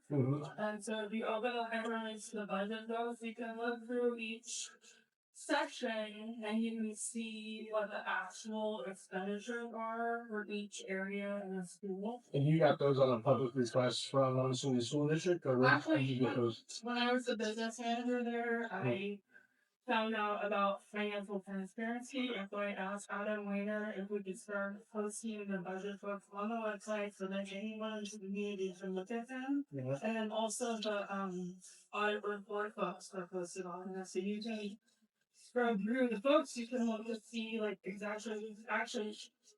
You can go down to the details of the cover department you want to look at. You can see that. They're all in one. Okay. So those, but what you said other financial institutes, so there's not. If I'm that maybe you didn't say institutes, but you said there's other. Oh, there's lots of people in the community that know about budget law, budget books, how to read the budget books. Anyone can make a public record request to the district office and ask for very specific documents, and if it's over 10 minutes of administrative time, but if you have any financial question, because it's a public sector organization, you can ask for any kind of. Yeah, no, I understand you can request records from the school district, by all means, but it's at other financial, maybe not institutes or something along those lines. Oh, people in the community. Yeah, well, people in the community, I guess, because once again, like, I don't know who want to reach out to, that's what I'm saying, like, other, you know what I'm saying, like, who are those people? We got a budget committee, any of those members. It's a good start. You can talk to your board members. There's, yeah, I mean, stuff. Yeah, no, that's nice because I think the average person in the community doesn't know that stuff. And so that's, yeah, and so that's why Yeah. I'm asking those You questions. can ask me, you can I don't know how you can get a hold, you can just ask me at any point if you have any questions, and I can look through the book and. Does the budget get audited every year by an auditor? Yes, we just got our audit back actually just And this they year. didn't It was find the any last red- school board meeting that it was good. They didn't question your red flag? No, yeah, and that's I guess you can reach out to people in the community. So another one I had was, so you guys had said that the mediator, the third party mediator came back and said we could afford the pay raises. I have not seen that report. I was wondering if that's something that you guys, I mean, you guys should, I'm assuming, have a document of it, because that's something you guys could share. Yeah, well, this is, that says that the third party said that we could afford the pay raises, because that's what was said during, sorry, I don't remember who was talking when they said it. But someone said that the mediator came back and said that we could afford those. So I guess that's my question. Is there any documentation of that? We have our, Excuse me? We haven't met paid for them, it remains to be seen. no, we can see. Well, you it, guys but- prepared to work and you're I'm having. sorry, there's one person at a time. Come on, let me interrupt you.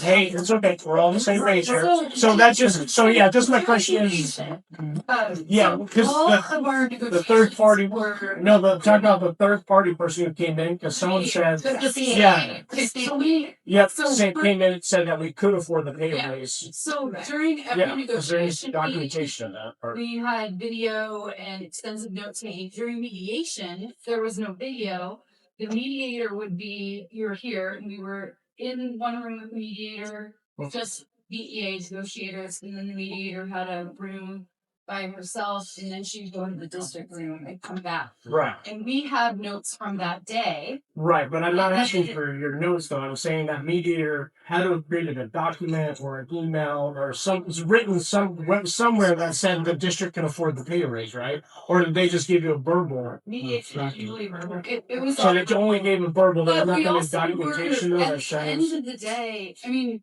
The only reason they I'm asking, never would advise the district to make a deal that district could not. but what was said, financially. but what was said was that they said that the district could afford that. Yes, we found that through the ODE's website as well. So so the third party that was mediating it didn't say. Or Oh, they, yeah.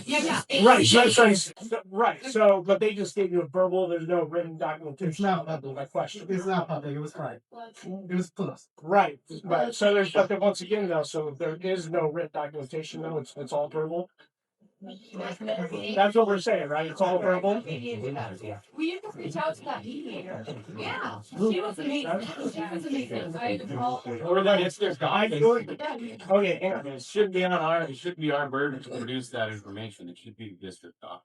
well, that's fine, but they're saying it's not even a documentation is what I'm trying to ask. Is there any documentation that says that? So that way, we in the public can look. The fact that we were able to sign and agree to that offer, and the mediator was advising both parties to agree to it. But I thought you just said that they couldn't advise the school district to do that. They couldn't advise them to accept a contract they couldn't afford. That- So they said, we Right. can afford this. So they just verbally came in and they said, hey, they can't afford X, Y, and Z. Jim, it took 11 hours to get Right, yeah, for sure. That's it's why, a day. yeah. you know. You know where the burden of all this lies is on the goddamn children that aren't being educated. Yeah. You're adults. You act like they're 5 years old. You can get your jobs. I don't know. The way this goes, Yeah, feel like it's that answers your question, Jim. Well, so what I got from it was a verbal thing to her, there's no documentation. Because that's the thing. Contract.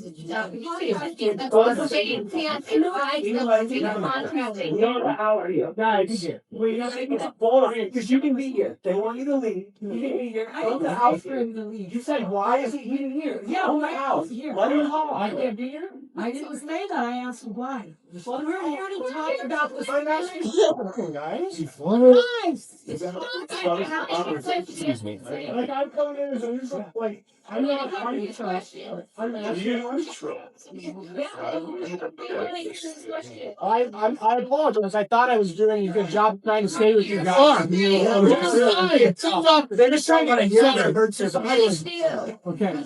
They don't feel safe. Sounds good. So, like I said, I was really just looking to see if there was documentation and if that's something you guys can share with us, or if it's the school district that has it. I have no problem asking. I just would like to see it. And I think a lot of people in there would like to see it, and that's why I was asking. I think there was I don't.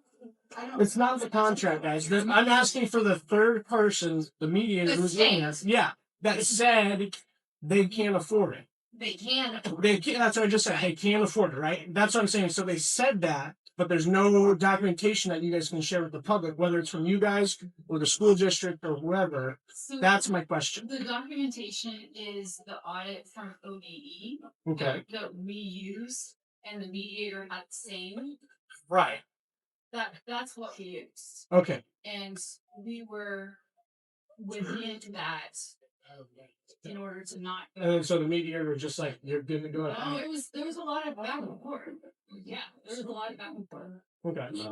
Where can, and you said it's because that was private though, not public. Can you clarify that was closed? Sorry, that was closed. It wasn't video. So is that possible to get the records for the public from that, 11-hour meeting or whatever it was? There's no secretary taking notes to that, and the negotiation process doesn't work that way with the mediator. Okay, so that's all I was wondering. Because I really just wanted to see the documentation from the third party saying that we can afford it. Because haven't seen that, and that's what I'm wondering as a community member. And for the record, I do own a house in Bandon as well.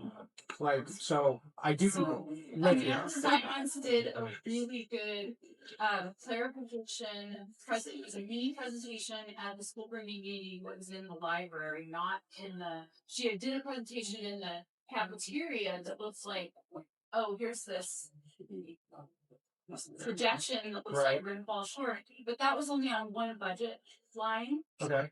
And that was the projected how much it's going to cost to pay employees for this amount of time. And of course, it was different. The projection was different from the actual because we had projection happened before we settled our contract, and then the actual was going to be bigger. But she was only showing that in the August meeting. In September, she came back and apologized and said that was a sliver. Here's the overall thing. And then I got up during that meeting and said, thank you, Amanda, so much for clearing that up, because when we settled our contract, the superintendent said your raises, you were due these raises. There is no way that any budget problem is going to come from these raises. She told me that at least 3 times. I don't have a record of that, but And that was really the question. Was more or less, was it verbal or was it document we could see? So I appreciate that. No, but I appreciate you guys answering, because like I said, I really was more wondering about the third party, what they actually said when they looked at all the information, because obviously there's 2 sides to the story, right? And that's why I was really curious for that one. But no, I appreciate you guys answering. That's the same as Amanda's finance and all the people that were negotiating this. For sure. No, I was just looking for the neutral party in the middle, if that was documented at all. So no, but I appreciate you guys' answer on that one. And I'll say it right now, I do think you guys are all the teachers in our district are worth $1 million. You guys are fantastic teachers in our district. I heard all the administrators, Shauna, everyone has said that. You guys are worth $1 million. You guys are fantastic teachers. It is a tough time right now that we're all not together. It's one of the reasons I'm right there with you guys. That's one of the reasons I moved to Bandon. You guys are just the school district, everything about it is why I moved And right now, it's tough because we're not getting along. And unfortunately, a lot of people just see me as an administrator. But if anyone knows, I really don't have a whole lot of talking at those negotiation tables, right? And so that's why I'm here trying to figure out more information. I'm trying to educate myself and make sure I'm doing the right thing.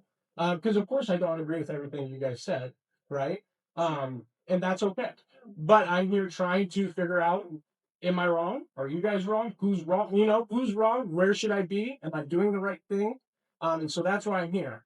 And it seems that I got pushback from people. But there were others Yeah. there who might have disagreed. So Yeah, it was, I was just generally speaking, and I just noticed that I managed a law firm for like 15 years and we did a ton of mediations. And what they described as was correct. There are two rooms, there's a mediator. They go back and forth. They say, I think this, I don't think this, I think this, I don't think this. They just go back and forth all day. right. People at the table maybe take some notes to try to remember, but they're really, it's not like a court case where there's a transcript or anything else. So I get that you're asking for, is there a place I can look and see where this person said that? Right, And I think yeah. the simple answer is no. Okay. Sounds good. Thank you. I really appreciate that. Anybody Kids else off, yeah. have any questions? Sir, yeah. Yeah, I this kind of things are released on the line in it. Do you want to introduce yourself? Yeah, my name's Senator. Anyhow, living in a whole environment. There was some things happening at the school. It's kind of a sidebar from this, but it needs to be brought up. My one of the women that's in your group is part of this. I'm talking about Cal Taylor, and he's on. I don't know, he's dating, but and his wife Corinne, and she's been full of patient and and Cal had many inappropriate. I'm sorry, sir. You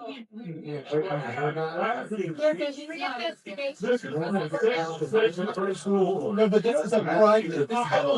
We can't talk about you. We can't talk about it. Such a good teacher, and then he inappropriately approached my granddaughter and said stuff. Okay, if you guys counted 85% against him, huh? Do I see anything there? Is that no? You don't want to say anything about that. We're not allowed to. Because you like We're not allowed to. Well, oh, good. Well, that's an insult. That is an insult. I have two children of my own. Please, with respect. Please treat me with respect. We could have had you removed. We haven't. We're treating you with respect. Do the same for us. You know, I would respect these teachers a lot more if they came out and said, hey, this guy needs to go. Well, But you've embraced her. Shit, right? And she embraced her. Yeah, she's been speaking of these things all along about how bad Shauna is, and Shauna got rid of. she's speaking about. Yes, that's right. I guess I like to find a little shit on the And we see it, Six or seven, six or seven verbal. She made her feel free as she did all sorts.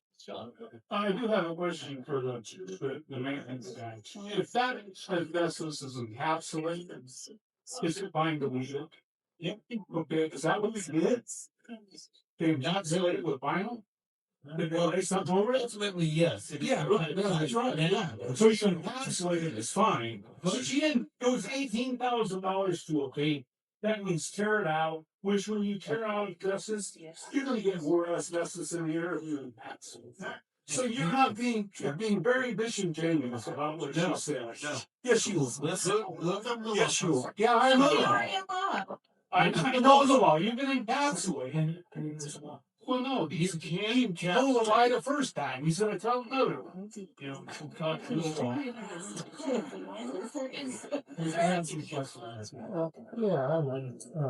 I know some. My name's Walt Brown. I'm a retired banker. 40 years into any all this and all we're talking about. I do know that. Watch people behave for a long time. The two sides very strong, and we just look very biased, very choreographed. So led by this man over here against the wall.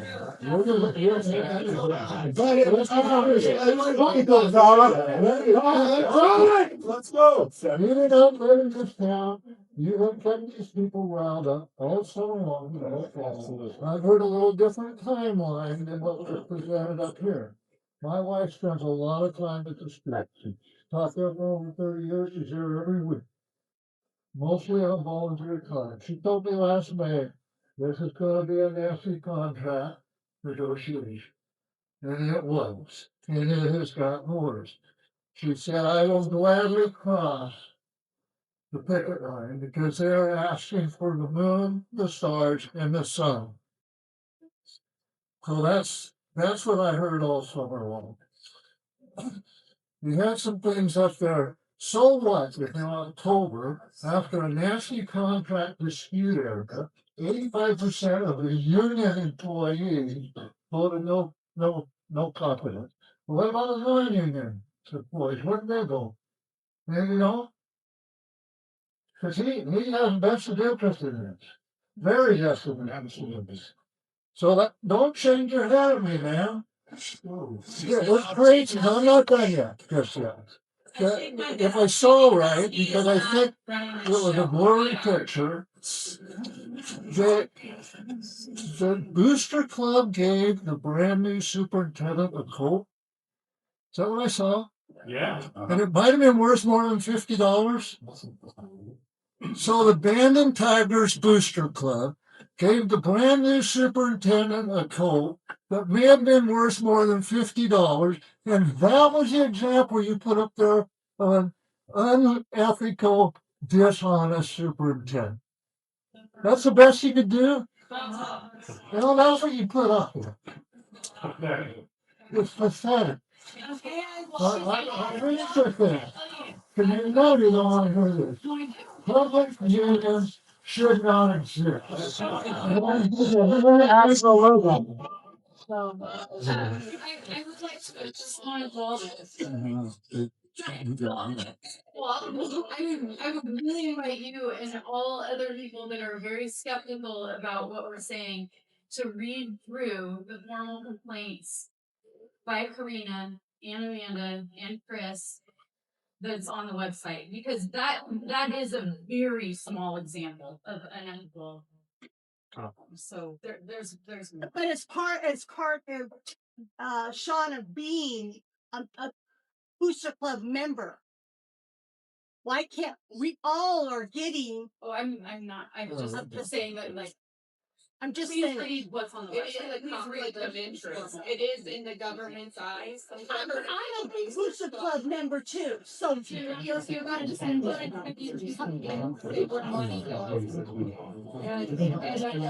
I still remember that something. Yeah, you guys had to come out. Yeah, you guys really did. Can we give him respect? He's a joke for all of us. Hey, I'm Dustin from Carmack. I'm the special education teacher at high school. I worked at Bandon High School for 4 years. I grew up in Oregon in the 1980s in a tiny town, southwest of Portland. I love that state. I moved my wife and kids from Flint, Michigan to Brookings, and thought that's where we were going to stay, where we were going to live, and then, a couple people from Bandon came calling after me basically, and I worked with people from Southwest CSD that had nothing but good things to say about the school district, and started to do my thinking similar to what you had said. And so moved for the second time in a year to Bandon. So I think during this process, I not spoken once. I spoken to people that are part of the union, and received information and stuff like that, and spoken to administration, but kind of stayed on the outside. And and there has been mistakes by both sides. There definitely has, and it is what it is. The lawyer from The administration side, he was a jerk. Your man right here is not kind. No offense, you never talked to me, I don't know you, but I just view you and you do cause problems. And you know, and in a small town, it you know, I think you represent me too. I may not be in the union, but I am a teacher. You know, I'm a special education teacher, and you know, the work that I do is very important. And you know, I do an awesome team, and I can go work in a lot of different places. I choose to stay in Bandon, but uh, stuff like this is difficult. It's difficult to see my peers, my coworkers, community members that are caught up in the middle of this. And you know, I'm not to say what hasn't transpired between both sides is right, wrong, because I'm sure, you know, there's been good faith by everybody, but you know, both sides have done things wrong. Um, and so for me, it's like speaking right now is scary. Just like there's people that talked about being targeted.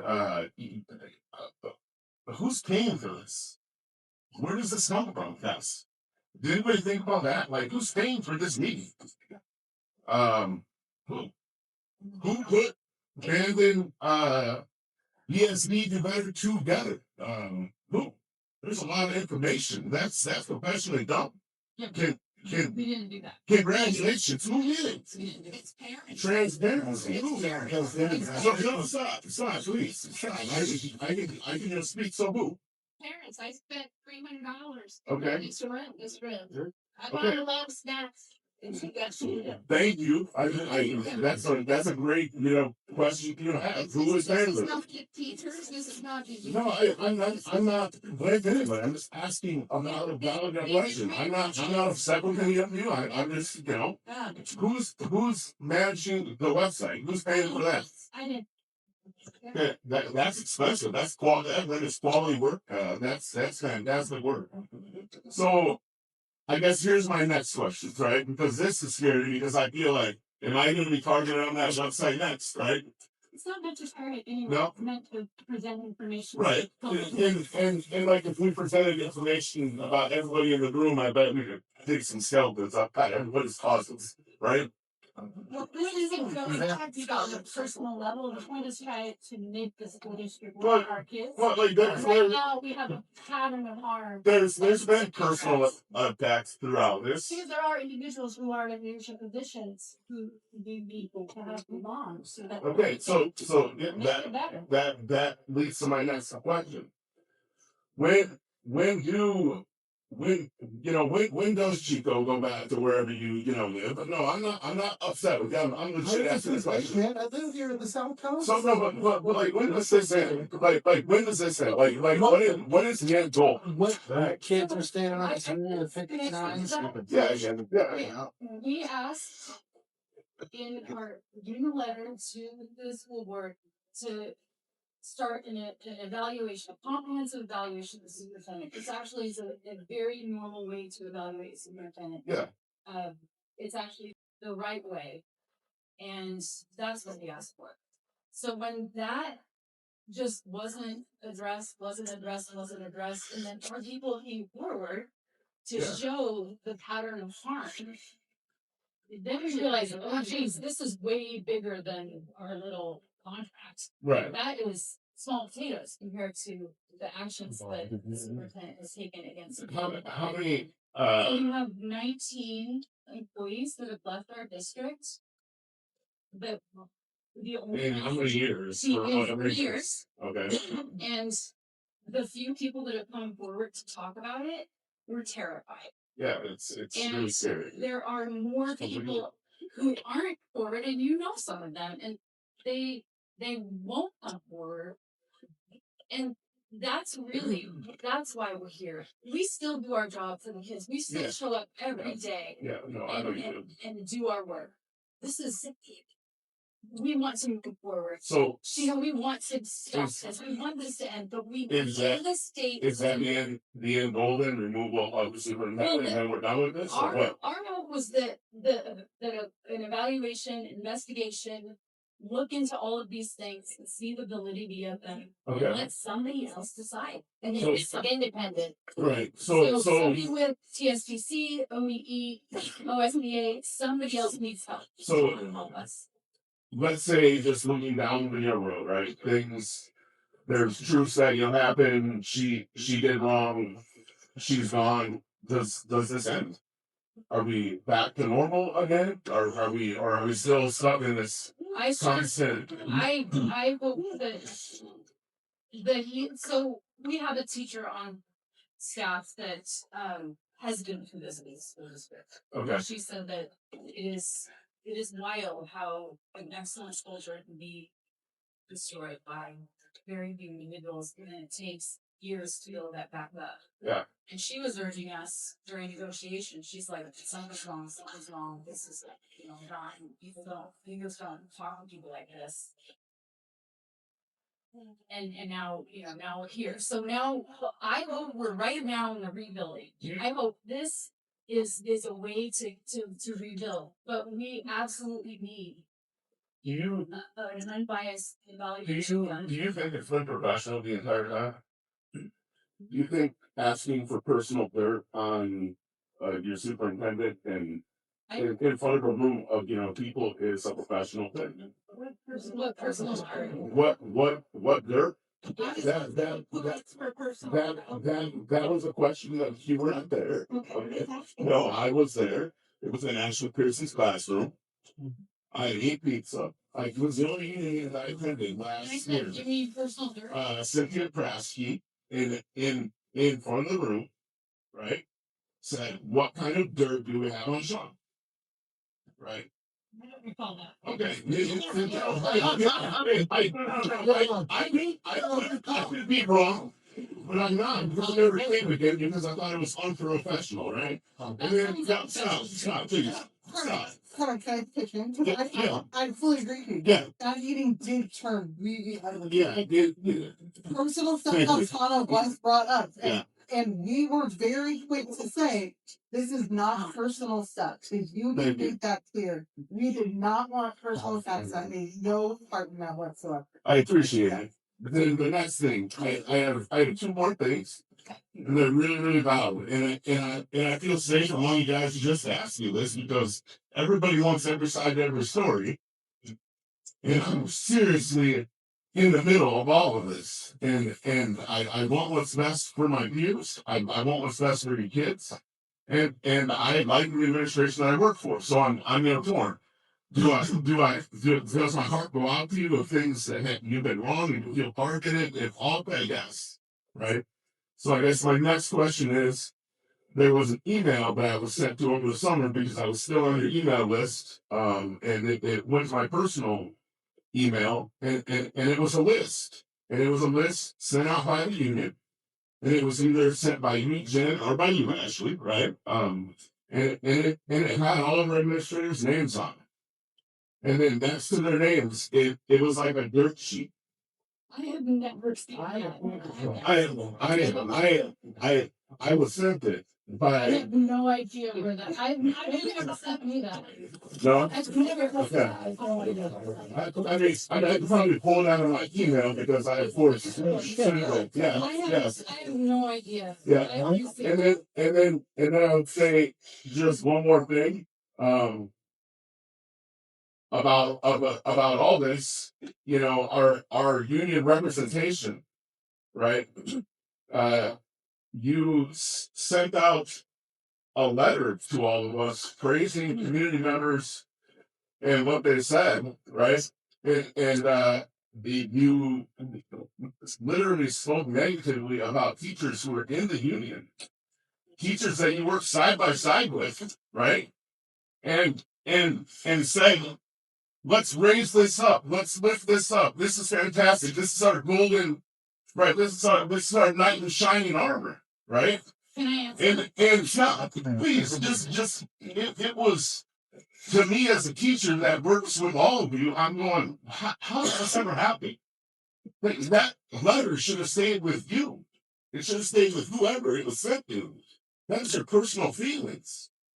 If we all could say our personal feelings and you'd send it to every employee about how we feel about you as a teacher, me as a teacher, them as a teacher, the jobs that you do. That's super unprofessional, inappropriate, unprofessional.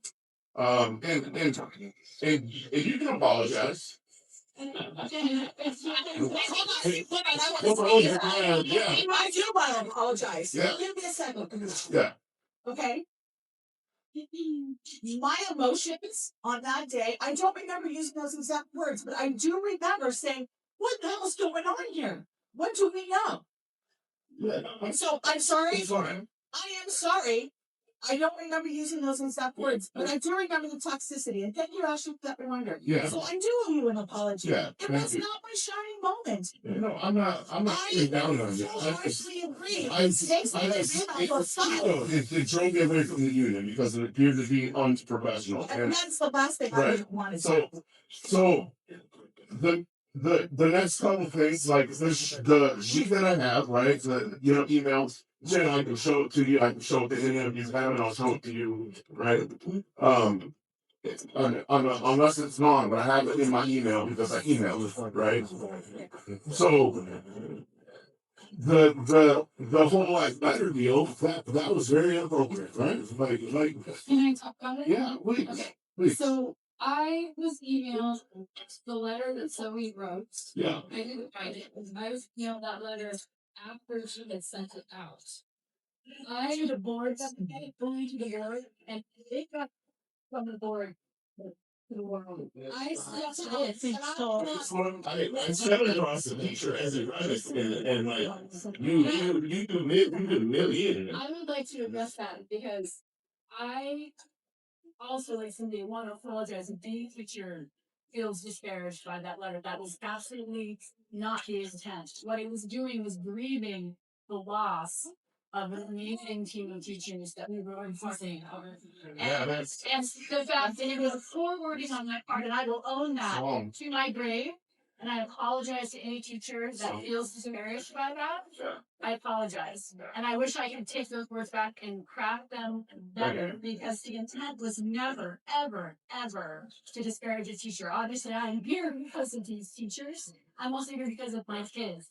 And in the case of one of my children, her math experience last year took a toll nosedive because we lost a teacher mid-year, because of issues with yes, because of issues with administration. Yeah. One of the complaints that has come before the board. And that was a mess. I saw my own kids suffer in the classroom. I heard administrators who were comments, disparaging comments themselves about substitute teachers who were filling those shoes in a really tough situation. Very tough. And so I do apologize publicly, openly, that those words they did not land how I wanted to, and I never intended for that letter to go public. I wrote that to the board to express my extreme concern about this. That's all that I have, Jim. That is all that I have. That is the wrongs that I've seen. Okay, and I absolutely agree. And it's the wrongs that I've seen. And so I'm not talking about the admin wrongs and things that have happened there because it's not my space, right? I don't know about it. I wasn't there. That's your guys' space. Things that happened to you. So it isn't my job to speak on that. So I just wanted to bring that stuff up and say, for me, I recognize there's been wrong by both sides, and I just want to know what the end game is and where we go from here and how we get there. And I'm a forward thinker. I want what's best in this community for our kids. They are awesome kids. They are well behaved. We are very lucky to work where we work.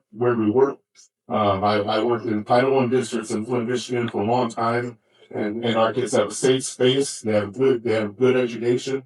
They are happy. And they are just fantastic kids. Like behaviorally, new community members have done a fantastic job with your children. So I applaud that, and I look forward to going to work tomorrow and being there for them.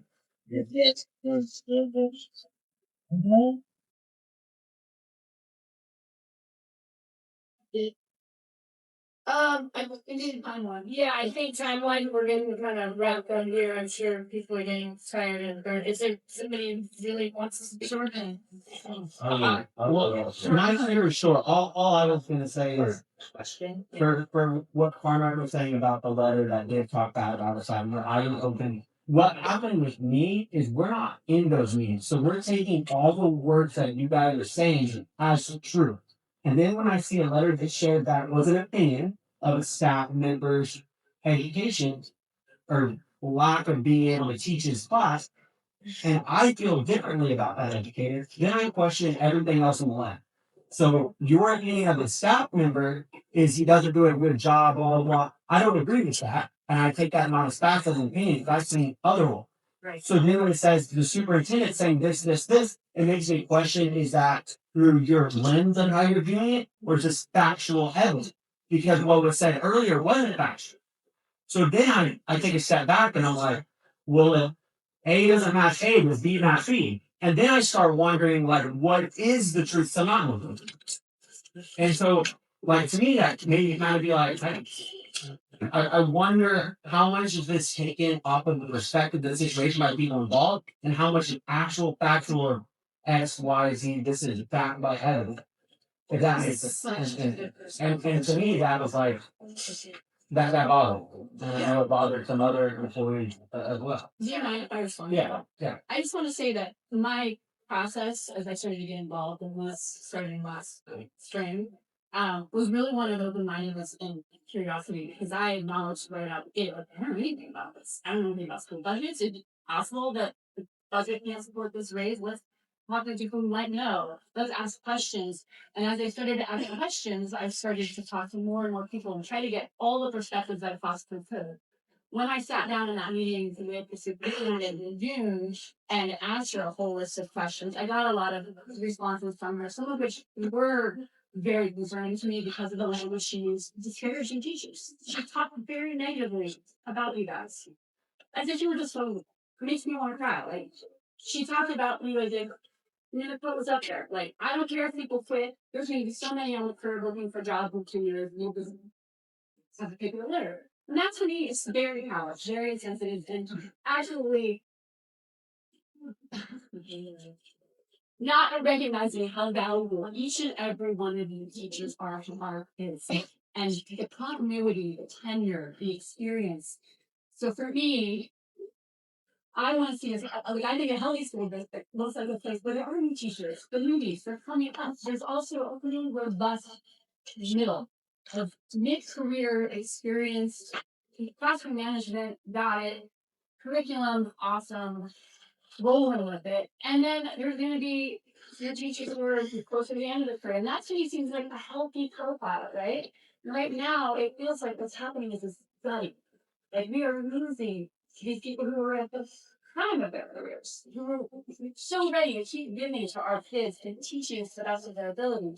And yes, that means we're replacing them with, brand new teachers who are managing classrooms for the first time, and it's hard. And they get a chance too, right? Like, I'm not anti teachers whatsoever, but I grieve the loss of these incredible educators that were about to be teaching my kids. I just think that the statements I would make about anything, I never do anything about this. There's just a student's perspective of his ability to teach the class and his dedication to want to do a good job and how much time he puts in. I sat in strategic planning with that same teacher. I know that's untruthful in the fact. Now we all have opinions, right? And everybody's opinion is valid. Yeah. Just for me, I was like, I know how hard he worked, so that made me a little unsure on how to take the rest of the stuff that had some really awesome that made that wouldn't like me said about me, but I was like, I just don't know how to read this stuff. So And I felt it again. Yeah. I regret Well, I that. agree. I wish that I could strike it from the record and also not have had a private letter become public. That wasn't my doing, wasn't my choice. I wrote it as a concerned parent who wanted to voice my concerns to our school board in hopes that we can survive it. Well, that was like a thing. It got posted on Facebook by a union member's daughter. That was a big issue with me. that was not. Big issue with me that letter is private, gets sent out to the union. Their daughter gets in and gets put on Facebook about it. Ollie, that made me take a step back and say, now I agree with Carmack. The unprofessionalism on both sides. You started the show. But And also, we do live in this moment where you don't Absolutely. have control, True. right? If you don't have control of the information, it's digital, it's everywhere. People are on social media, and so it's hard, right? If you're trying to communicate in good faith, honestly, through the appropriate channels, people get it and they do what they will with it. and that's not true. I'm not a great story, so. But yeah, I appreciate it. I'm glad we're having this dialogue because this is one thing that actually has weighed on me and my conscience since that happened. And I haven't known how to address the community and say, guys, this is how I want it to go. It's not how, that was not the focus of my letter. That was not the intent of what I wrote. And I'm so sorry that someone got hurt in the process. That I'm really sorry. Can I say one thing? I think that because I'm sitting at the table, people might get the impression that I always felt like really confidently very much on the side of do better BSD. But I want everyone here to know that, like Carmack, I felt a lot of times really in the middle. I personally studied to be an administrator, and a lot of times I've tried to put myself in the shape of the administrator and ask myself what I'd do if I was in their situation. And in those circumstances, I think they've been often put in a very hard position. And I think the school is doing amazing things. And I think that we all can agree that for our students, they're getting a wonderful experience while we choose this school. But I think that it's also basically through issues, which is what I understand to be some of the issues that were brought by the teacher union. In that, the teacher union asked to have a dialogue with the board. That was the first ask from the teacher union. Can we come to the board meeting and have a back and forth? And that was like not even flatly not. It was like stonewall the response. And I had personal interaction with the superintendent like that myself as well. In 4 years of she's been our leader, there are times when I reached out to her and wanted to positive things to the district and I had nothing back. And I've had times where I've heard from lots of community members, people who aren't here, who had a hard time with our superintendent. And so these people who are leading this Bandon Do Better thing are asking that the people who are really close friends with the superintendent say, hey, can we take a step back and not decide we're going to defend her and be so strong saying she's doing right. I know she's working hard. She's got a hard job. But she stood up and said, I want to do the hardest job. And when you stand up and say, I want to do the hardest job, you're a little bit under pressure. You're a little bit under fire. And this is a group of parents. This is teachers saying, hey, can we get a little help? And the person in charge and the people who are on the board need to say, you know what? Let's take a closer look at the person who chose to get the highest pay and chose who else is going to get paid and how much they're going to get paid. And let's look at that person and let's be a board who's going to say, you know what? You asked us to recuse ourselves, but that's why I took this person. And yeah, okay. We don't have to make the call ourselves. We're going to step back and say, she's our best friend. Maybe we don't get to weigh in on all the things. I'm going to do it. I'm sorry, I'm looking like you would want to. You're laughing. I'm just wanting to say this. I didn't know. Like our negotiating team, but we deserve to raise. I didn't come to the meeting saying, hey, look at this. All these places are getting ignored. I came to those meetings, like you guys came here saying, I have some questions. And a lot of times I say, hey, I see Angela, she's a volunteer. She's given so much. I see Brianna, tons of time, does so much work for me. And I see Shauna, works very hard. And I understand what her friends want to protect her. I also think that is what's been asked for. And it makes sense to me that a review, evaluations, we all get evaluated as teachers every year. It's not an unreasonable ask. And I think that's what's been asked for. And that's what's, to me, that's why this is fixed. I think that's a reasonable ask.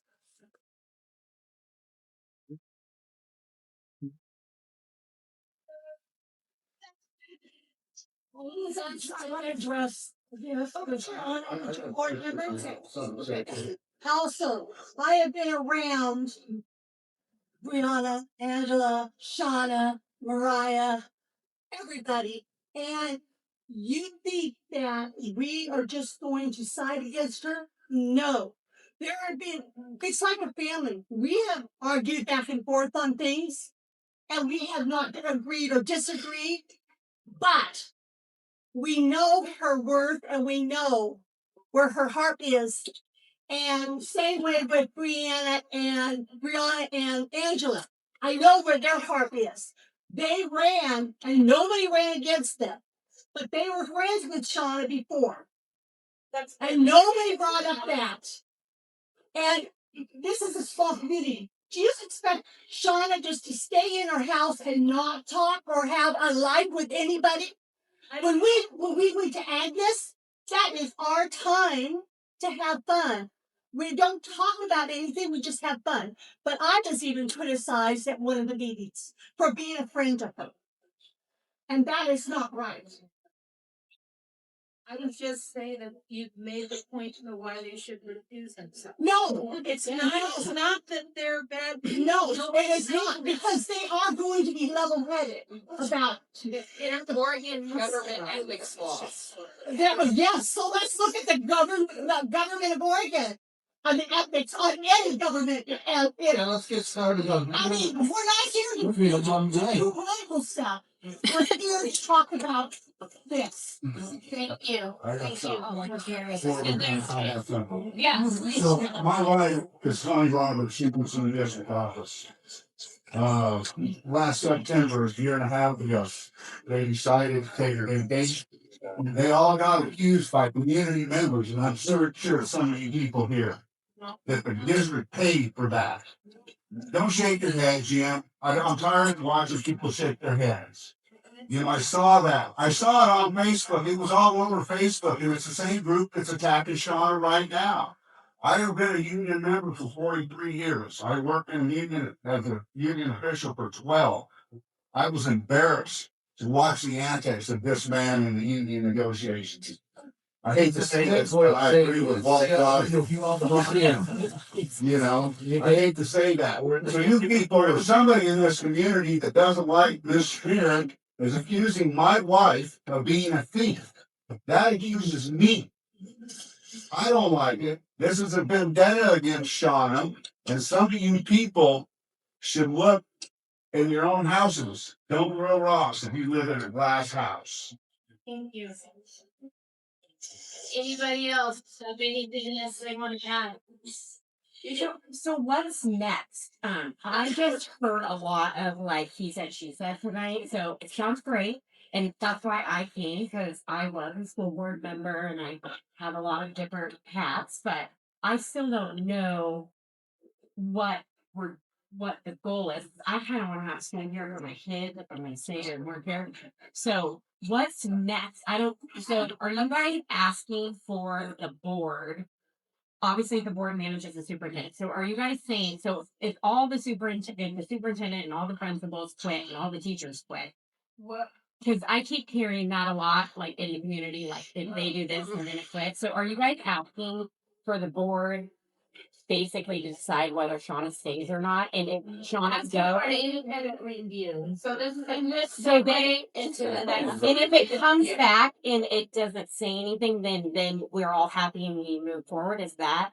I'm trying to I understand. don't get to decide, right? But is I that can speak to what happened at the secret board meeting. That's not what she's asking. No. That's not what she Yeah, asked. it's not bad. Sean's been up to you all, yeah, but are you gonna drop this? Are you gonna keep going after? But I'm not like that. I'm not for or against anyone. I think an independent review is great to people to do this here. Yeah, I don't care either way it lands. Okay, that's what she asked. Either way, And then it's- that's the- We do have new academic reviews. The school board members met in executive session and they decided to pursue a brief into the claims. Sorry, my brain is gone now. The complaints. So there is an inquiry into all the complaints. So how long does an inquiry and a review take? So say They're great questions. that we don't And have then we asked for clarification for what that was. And then usually when somebody is under investigation, people are interviewed and it's And who investigates? it should be an independent board like OSBA might send somebody, ODE or TSUC. Okay. So it should an independent and that should be the end. That should be like we are gonna stop. I'm here because I'm here asking my questions because people have brought forward illegal things that have happened and they've lost their jobs because of it. So that is not a small thing. I have a suggestion as a parent. So all this whole mess. Stop whining and bitching. And come clean and educate the kids. That's what it's about. I don't know if you all know Councilor Smith and Ben. They printed 37 trips. Alternative with buyout. You can't expect to make $200,000. So let's just educate kids. I'm doing it every day. Y'all make a fun about this. We're doing that every day. That is a big question. So let's kind of wrap this up. It's 9:00. Like the board members, we have handling artists, why not have all board members accuse themselves? Why is there we that are left? Because of the personal relationships, I think. They were newly elected by the And people. these are steps you can take or not. So this is, this is You want to throw If the you vote want for me to everybody in Bandon away? you. Yeah. Sign a letter for independent review. Asking them to recuse themselves, Which they actually they did that. which they are starting to now because it'll just increase public pressure. So I think that's good. So we all want to know, and we're all being announced on it, but what's up with AJ? That was my question too. Yeah, that's He has on an email went out that said AJ, and next to it said hard eyes Sean's Facebook. So they'll be asking him to recuse himself because he hard eyes Facebook posts. That's what I was asking. So one of the issues is that when this Travis Hall was director of operations and kind of discussed this issue, he took that issue to AJ, who was board vice chair at the time, and AJ ignored it. I didn't even know that when I was on the board. There's a lot of Well, people that maybe he think got a valid answer from the guy that they encapsulated it and there was no issue. Maybe that's the issue. It was her boyfriend. So that's the entire her boyfriend without a conflict of interest form. Is there a conflict of interest form at the district office for that? I'm No, listening then it to, I'm is a listening to you violation. here say that basically, if you're a friend of the superintendent, you can't run for the school. I mean, is that what it says? No. Unless the school teachers union says you can, and then we'll allow you. Anyway. I mean, come on. I'm elected by the people of this city. that's a great question. So what happened on Monday was very concerning because as Jen described at that mandatory work session, where they were addressing workplace culture, it opened with the reading a statement that was very, what would be the word? That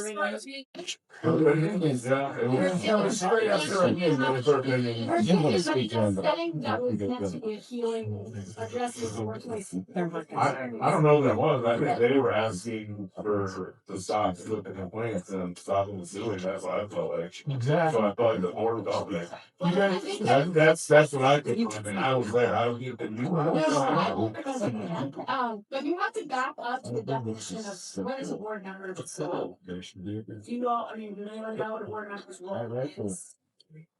What is their job? they're trying to superintend. And they need to do so. No, I understand. But you guys have been going in there with the damn project and beat over the head for the last 9 months. And then you expect them to be cordial to you. I mean, come on. You try to teach about what you've been saying and everything. I mean, like, if you're in negotiations, you negotiate, right? That is definitely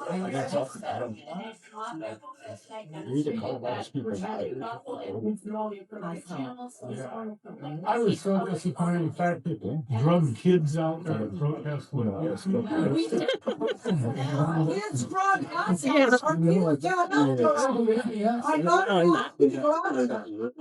That's a problem. That's a problem. Because kids should be concerned about school, but not Feel pretty good, maybe about what happened. I'm glad that you all took the time to come here, hear this.